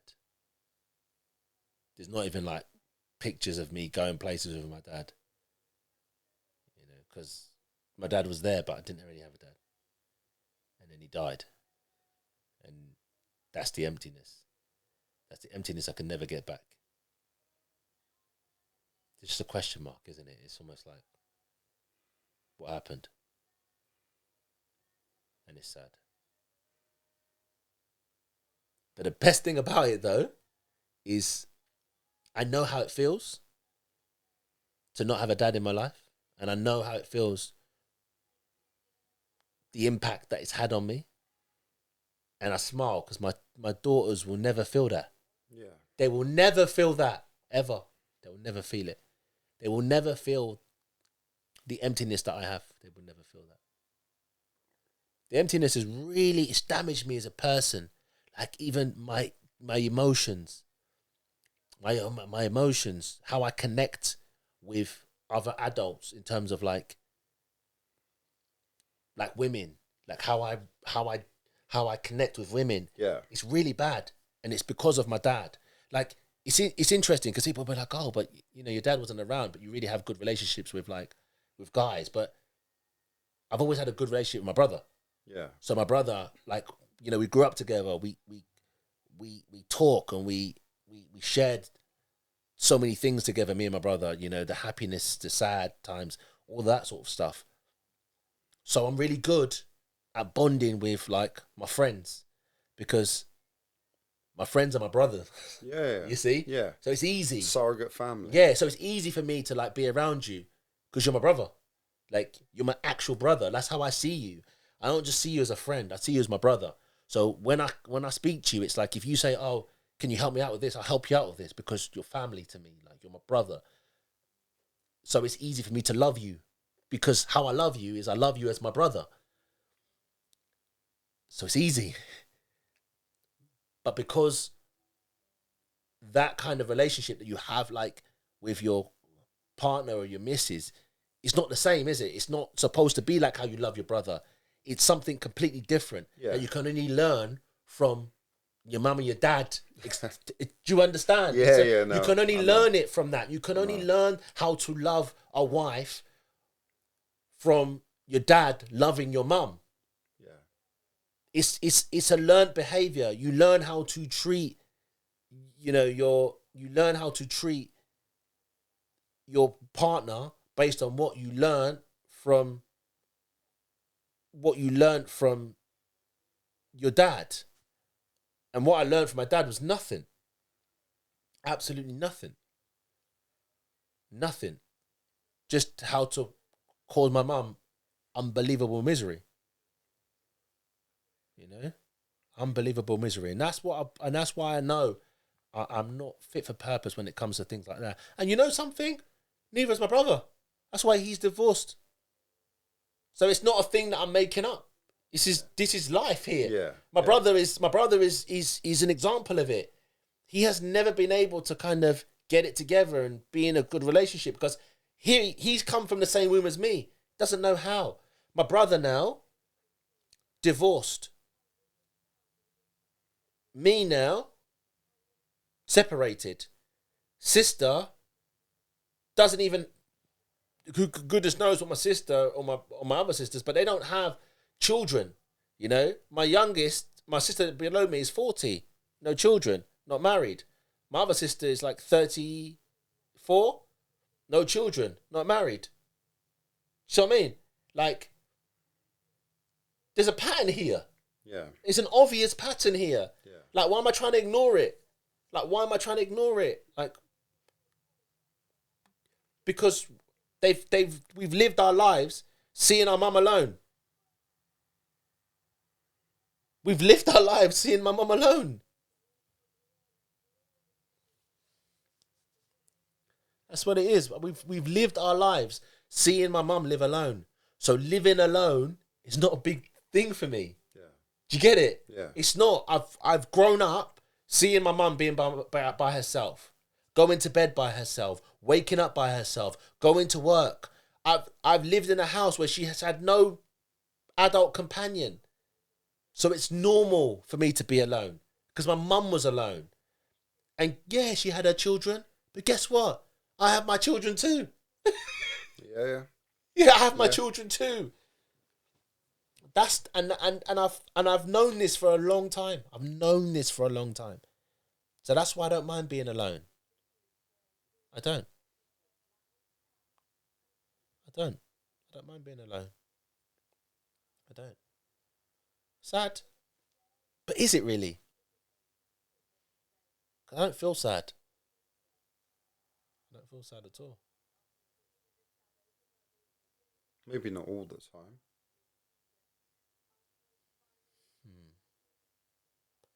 I don't know. I just never feel sad. But you feel things, right? Like,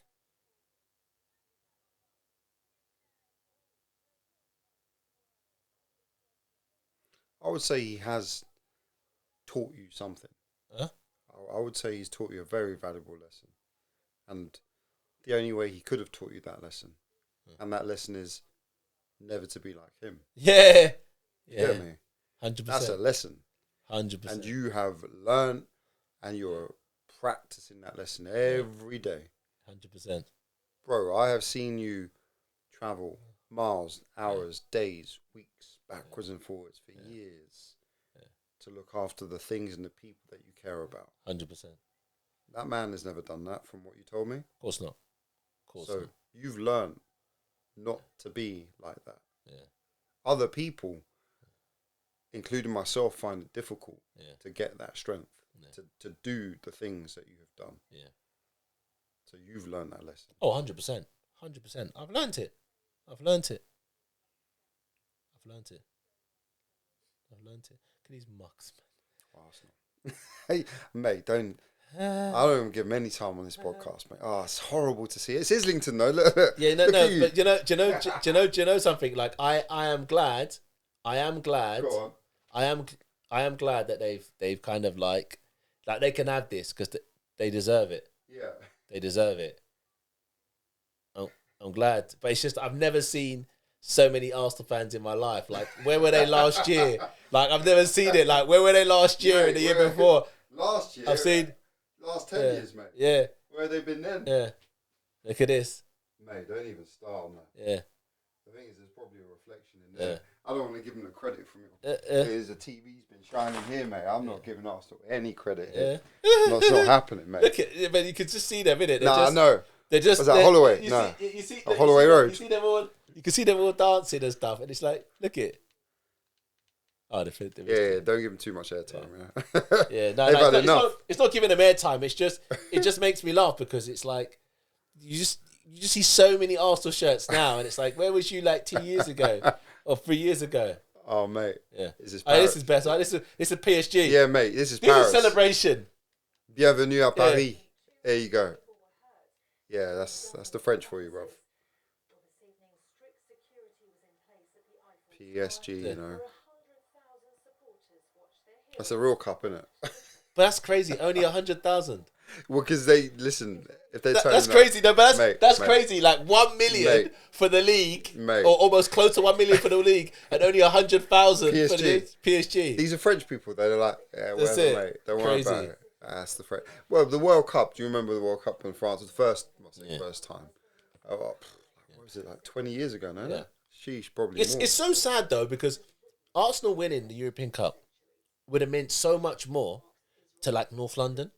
Oh, it would have been a big thing. So much more to North London. It would have been a big thing. But because they're such a hated club, no, but they are, because they're you're a Spurs supporter, though, bro. No, but keep Spurs to one side. Like we have to. And then the animosity between Spurs, the animosity between Spurs and Arsenal. That's just the North London thing. Yeah. So take Spurs away.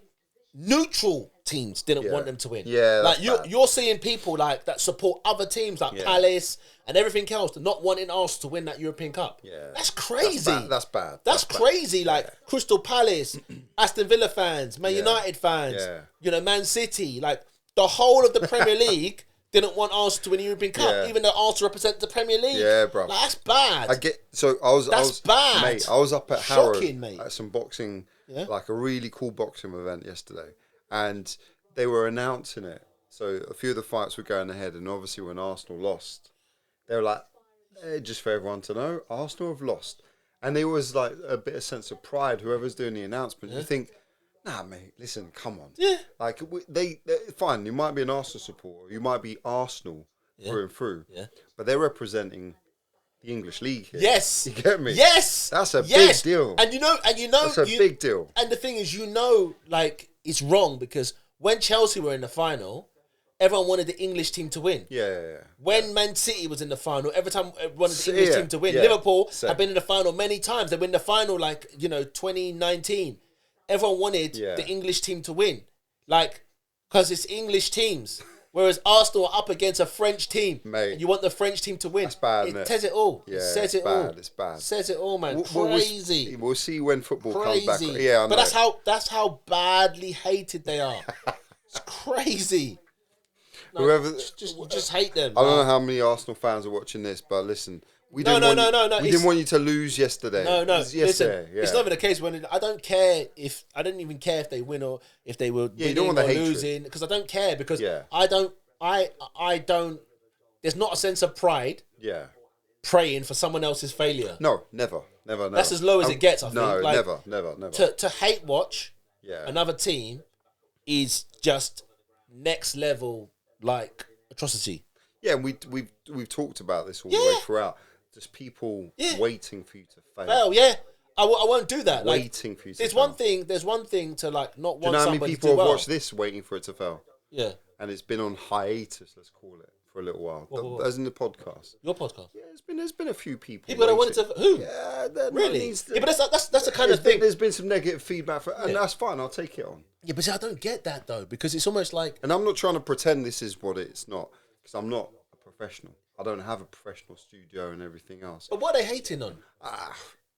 It's not about what they're hating on. I think they're just, like you said it, it's just they need a reason to hate someone, because of whatever's been reflected upon in their life. And they just don't always want you to succeed. What can I do? Nothing. Just try. Arsenal tried. They got to the final, bro. How many teams didn't even get close to the final? That's the worst thing you can do. That's so weird, though. Why do people want... I don't understand why people would want another person to fail. Like, it's odd. Because they're not winning. Still odd for me. Of course. But coming back round to it, Yeah. And I know we've spoken about all sorts of stuff. Like, I am incredibly lucky to have you put that friend thing to one side as a brother. You show me support, care, and the things that sometimes I simply don't deserve. And you've done that with grace, calm demeanor, and honesty. And that's a big thing. That's a big thing I probably wasn't ready for. And the conversation, hopefully, people have been able to have a bit of a sense of who you are, what you're about, and what you do. Because whether we like it or not, like whatever we say, this is a format that will go out, audio, visual, whatever, both. And We'll never do this again, though. Like this. hey, man, anytime, bro. The equipment's This is here. sick, innit? The Just do equipment's this here. again. Listen, this This can be is- done Come up, anytime. just come up here. Like, every Anytime, week, bro. just Listen, chill out here, man. Just do this. This is sick. we could do it for anything. For Yeah. anything. It's not hard for us to talk, and more importantly, it's not hard for us to listen to each other. Yeah. But I think sometimes people are always looking for those, as I mentioned, those snippets, those little golden nuggets of wisdom, which nothing in the world exists like that. You kind of have to take it in a holistic approach. But hopefully someone out there, 1, 2, 10 people, whoever it may be, have managed to get a sense of who you are and what you do and why you do it. Well, snippets, because there's Yeah, of there's course. more. There's more for me to say, isn't it? Of course. But that's just. Of course. I don't know. It's just. I guess I'm also mindful in regards to the information I give out, because the information I give out is not just about Yeah. me. No, I It's get about other people as well, mute isn't this it? real quick. So yeah. It's not just about me. It's about. You could just turn it down. This one. Yeah. Yeah. Down. Yeah. So it's not just about me. It's about other people. And Yeah. and I don't think it's fair to like name drop. Yeah. Especially at this stage, because so everyone deserves their privacy. Yeah, of course. That's probably why I've kept it not generic, but I've been mindful of mentioning names. Like even when I mention my dad, like I'm allowed to mention my dad because my dad, but I'm not mentioning his actual name and stuff like that, because I don't want it to offend people Yeah. that have a different take or perception or opinion on my dad. You see? So. But this is your conversation. This is what you feel, and you should be entitled to say, with sensitivities. Yeah. But yeah, no, we should do it again. Oh, because 100%, 100%. I gain all the time from 100%. this. Wicked. So good. So good. Yeah. All right, because you've given me advice over the years, right? So much. Yeah. Some of which I didn't want to take, if I'm honest. Some of which I didn't take, right? It's true. I haven't always taken, I haven't always listened, I haven't always heard. I've listened, I haven't necessarily heard. If whoever is out there right now, and we've talked about a lot of different things, was to come to you for a bit of guidance and said, you know what? I don't know where I'm going in my life. I'm hitting that 40. I've got a relationship that's failing. I've got kids that are just amazing, but I don't know if I can be the best dad I can be. I'm alone. I don't know what to do. The normal issues. I don't know what I'm going to do is work. I feel, like I'm stagnating, just not going anywhere. What would you say to them? Run. What do you mean run? Like, running is good because it clears the mind. Oh, for one. actually run, not run away. Running Run. is good because it clears your mind and it gives you that focus. When you're out there, it almost like allows your mind to reset. And then what a person should do is focus on the positives. So, for example, we can, as human beings,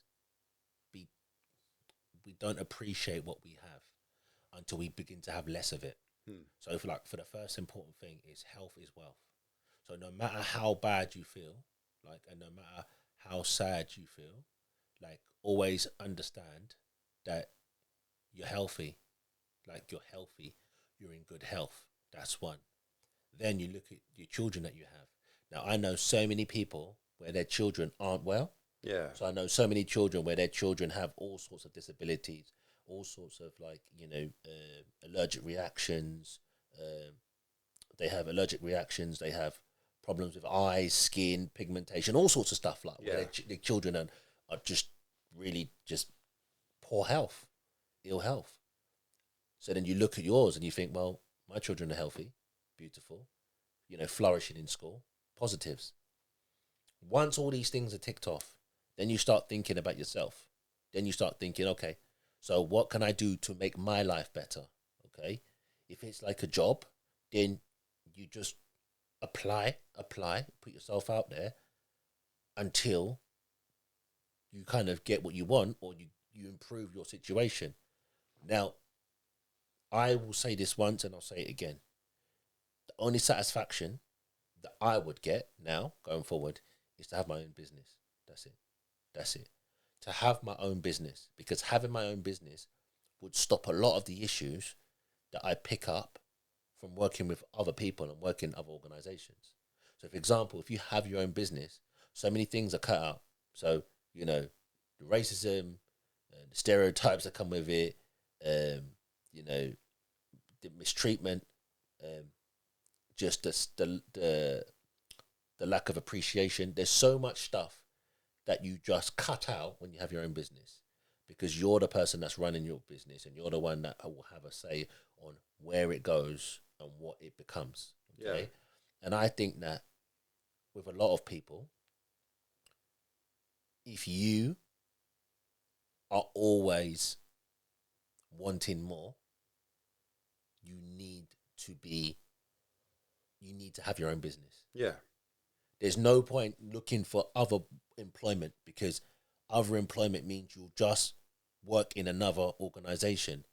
Whether you're working for TFL, whether you're working for Fibergrade, whether you're working for NatWest, Barclays, Deutsche, whatever it is, there is still that pyramid system where you're starting off at the bottom or starting off midway and you are working for somebody. And the worst thing you can do is work for somebody. So if I would give advice, especially to young people now and people my age, if you're unhappy with your job, then you need to look at owning your own business. That's the only way you'll be happy in terms of that financial element of life. Only way. Like, that is the only way, full stop. There is no job out there that you'll be satisfied with, because you'll end up working in an organization, and the same person that you despise now in the organization that you work for here will be in that organization there, or will be over here. Like, people will say, like, for example, banking. You work in a bank. Oh, my boss is racist. My boss is prejudiced. My boss is sexist. My boss is this. Great. Leave banking. Yeah. Go to NHS. Guess what? Another version of that person is there. Yeah. Yeah? Yeah. You cannot hide from it. It is ingrained in society. Yeah. Racism is ingrained in society. You hear people say, oh, I hate this person. Blah, blah, blah, blah. Yes. And that person here is over here. Yeah. Different version. The person here might have red hair. The person here might have purple hair. They have similar views. You're still going to encounter that problem. Yeah. Oh, guess what? You're going to go to that job. You do that, because the yellowhead person there with the same kind of views will be there waiting for you. You cannot escape it. I was saying this to somebody the other day. I said, if you don't have the ability to order if you don't have the ability or the mindset or the work rate to start up your own business, then unfortunately what you've got to do is you've got to move to a country where everyone kind of looks like you. Yeah. Because when you move to a country that everyone looks like you, then you'll find that it's not going to be about your skin. It might be about your caste. It might be about, something slightly different. It might be like, oh, you've come from this part of the, the country where it's a lot poorer or this part. But it won't be about your physical appearance. So then you might be then judged on your ability. Yeah. And then you might find life a lot better. You might walk into a room and people might not know what part of the country you come from in terms of the wealth. So they'll just treat you as, part of the person in the country. They'll just treat you. They'll walk in about, okay, what do you have to offer? They'll listen to what you have to say, opposed to how you look. So this is the world that you live in. And it's taken me a long time to accept that. It's no matter how hard I work in certain organizations, I'm always going to be judged on the colour of my skin. It's just the way it is. Yeah. You know? And it's okay because it's society. And I think anyone that doesn't understand that or accept it, you're just naive. You're just naive and lost. You're just naive. And that's it. The same with you, bro. That's it. Like, what you're doing now is fantastic because these are all like, this like the podcast now, this is your own idea. Like, it's not your own idea, but this is, you're doing this yourself. You're doing this yourself. It's come together. You're doing this yourself. Yeah, Scott, yeah. Other people have been involved. Yeah. So yeah, it's not me, man. Yeah, but even if you're saying it's it's a not team behind. Okay, but even if you're saying it's a team, this equipment here, like you like, for example, you set this up now, and you know we're having a conversation, and we're talking, and this is amazing to me, like, because having a conversation, it gets there's certain snippets that people will take away from this conversation and just think, yeah, he has a point there. 100%. He has a point there. And there's a lot of people that will hate on what you're doing, not because it's a bad idea, it's because they don't have the desire to get up off their ass and do it and do something. No, but that's the truth. Yeah. You will see a lot of people hate. They'll be like, oh, like, he just thinks he's this, or he thinks he's that, or that podcast was shit, because it's easy to kind of slag someone off and look at the negatives in what someone's doing because it deflects what you're doing in life. Yeah, 100%. Do you know what I mean? 100%. It deflects what you're doing in life because, you know, you could say that what somebody's doing is shit, but then ask yourself what you're doing that's better. Yeah. You see? People don't do that. People don't do that. They can't. Look within you know what I mean? Because before looking without. Yes, because the people that are doing better don't have the time to be negative. yeah. They do. They're doing so busy. Yeah, that is the truth. Yeah. All the successful people, you never see them insulting people that are trying to do well or trying to do better. No. You'll never see somebody that has their own business and is really successful going onto a podcast being like, "Oh, that's shit," or "That person's crap." Because guess what? They're too busy being successful. Yeah. You know, you only find the people that aren't being successful, the lazy people, the people with no imagination, no ideas, sitting at home, you know, throwing shade at other people trying to be a better version of themselves. And that's okay, because it's weird, because in order to be successful, you need haters. Yeah, you do. That's it. That's how, that's success comes from hate. Yeah. Scary, but true. It's scary, but true. The most successful people have the biggest pool of haters. Yeah. Floyd Mayweather is a perfect example of it. Floyd Mayweather was a masterful boxer. Yeah. Masterful. Yeah. He is hated beyond belief. It's true. Yeah, they hate his success. They hate his money. They do. They hate how he shows off. Yeah. Because people that lack the confidence and don't want to work hard are always going to hate. And this country, unfortunately, is filled with so many people that they're just happy to live a mediocre life, and they absolutely hate on anyone that's trying to be better. They hate it. Yeah. That's why the mentality here is, it's okay, take part. You know, winning is not at the forefront of many people's, you know, agendas. Taking part, making up the numbers, that's the forefront of a lot of people's like mindset in this country. And it's a shame. It's a shame. But these kind of things here, fantastic.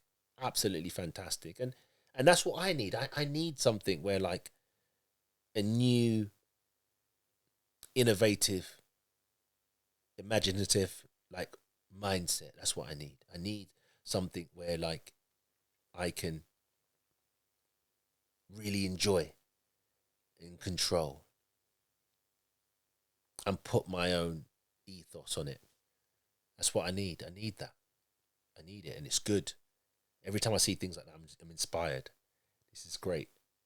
Like podcasts, I think are amazing. I think podcasts, they're one of the best things that have come out of, like, you know, social media. Yeah, definitely. Seeing people's having conversations, seeing people's mindsets. Just you see different types of podcasts, like you see, of course, you know, and they're all quite good. They're all good in their own way. Yeah.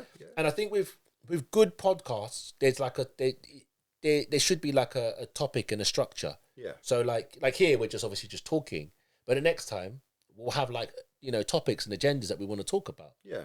And we might have a take on a particular course, subject. of course, But yeah. other people will have a different take on it, and you just have that conversation.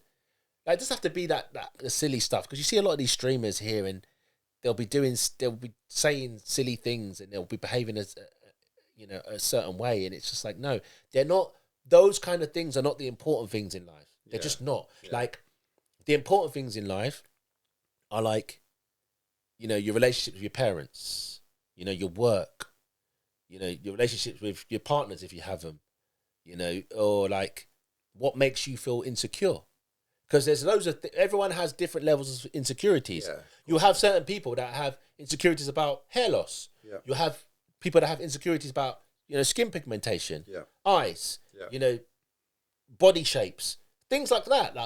And it's important, isn't it? Because sometimes seeing someone's insecurity makes you sometimes appreciate maybe the insecurities that you have. Yeah.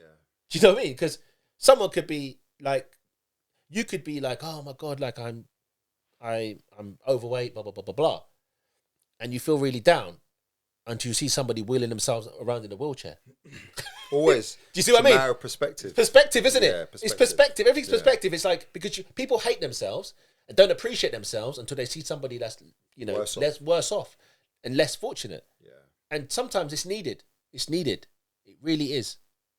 And I always I'm thankful that I have my health. I'm thankful that I'm in I have been blessed with many things. I have good friends, I have family around me, and sometimes things aren't going to work out for me, and that's okay. Because I always look at the positives now. Always. I don't know why that's happened, but I just do. I look at the positives. And it always starts with my children. Yeah. Always. Yeah. That's the foundations of the positivity. It really is. It really is. It starts with them. Always with them. No matter how bad I do, boom, it starts with them. I'm like, but my children are so beautiful and healthy. Why should I be sad? And then I work on that. Yeah. And I'll be like, oh, my children are so beautiful and healthy. And I'm like, hey, hold on. I have really good skin. Oh, I'm quite tall. All these things. And you start feeling happy. You start feeling positive. And that's what it is. I have really good friends around me, and we go from there. Yeah. But it's just strange, man. It's just strange. It's life, man. It is. And it's just, yeah. You just see it it's a roller coaster. The thing is, all of us within this conversation or other conversations people will have, they may be, after listening or watching this, they might call a friend and they might go through, I've had a shit day, I've had a good day, or I've just had a normal day, or just catching up. And it's just that up and down movement. And just talking to each other is the most important thing that we are not doing enough of. We don't talk to each other. We don't listen. We don't hear. And this is the reason this platform is here is so I can listen to you. I can listen to everyone else. That, I'm lucky that I get to choose who I listen to, who I hear. And your wisdom, your patience, your life, your perspective. And I don't look at it and go, oh, he's going through this, so therefore I'm in a lucky situation. I'm hearing what you're doing. And I hear, and I think, he's going through some shit. How can I be there? I'm going through some shit. How can he be there? Other people are going through some shit. How can we be there for each other? That's it. Because all of us, your story is your individual story. Everyone's got one. I'm using this to allow people to talk. I'm using this so you can tell your story. Because for me, I'll be lucky enough to be able to rewind this and just listen to you again. Because I've heard what you've said, but some of the stuff that you said is extremely personal. And I get to hear it again. I get to hear how it's affected you. Yeah. That's important, man. That's important. Your story, written or otherwise, now is immortalized in this. And it's important for people to know you've got that story and someone else has also got a story equally. So we just got to listen to each other a bit more, right? Yeah. But I think with the listening, it's like I said, everything, like these kind of things, the topics of discussion. Yeah. Because you can talk, but then you can kind of jump from section to section, whereas sometimes you just need to kind of narrow it down and focus on a particular topic. So, you know, like if it's a topic about the children, we stay in the topic about the children. Yeah, of course, we talk about each individual child and how they make you feel and everything else that comes with it. And then if it's about the dad, like my dad, then we just talk about my dad and, you know, what was it like, what it was like growing up, and how our relationship was. And then, like example, my mum, like I feel like when it's an open discussion, you can kind of you can kind of just jump from topic to topic. So some of these conversation structures are very much important, very very important. Yeah, of course. Something. I mean, when there's sponsorship deals and all that kind of stuff. Do you know what I mean? Maybe, like, yeah, of course. Like, this was just there's like a target. We were just kind of just talking. Always. Like, we were just talking, and it was just this is what we do. But this is what we do. We just talk. Whereas, like sometimes, it's good to kind of delve into a specific topic, and discuss that topic, because then you kind of get a clearer picture or understanding of what it was like or what it's like, or how that person feels about that particular point of discussion. So like with my father, there's so much more that I can say. Well, let's come back to it then another time. Yeah. Oh, 100%. We've got the time. Oh, 100%. The space. There's so much more. Like, you know, there's so much more I can talk about, because that again is one of the foundations of my development as a person that was lost. Because if he was around, things would be so much better. Things would have been so much better, and that's the truth. You know, he was far more important than he realized. And maybe if he realized that, he might have been better. We don't know. But yeah. I appreciate you, bro. I love you a lot, man. Yeah, man. Thank you. Love you too, man. Hope this is the start of many things, man. Please. I really enjoyed this. Come round, it's man. Here. It's here, bro. Come round and it's here. Make sure, like, you're here, because I ain't going nowhere, man. No, you know what I mean? Like, as in, come round more often, man. It's not like it's not like you're busy elsewhere. Yeah, thanks. Yeah. Sorry, broski, man. I have to say that. Cool. There's no reason not to. Like, obviously, I'm here. Like, Dion's here, innit? Like, what are you actually doing? Especially, just bring the kids as well. I know, man. I know. Because we go beach. There's so many things that we can do. Like, so many.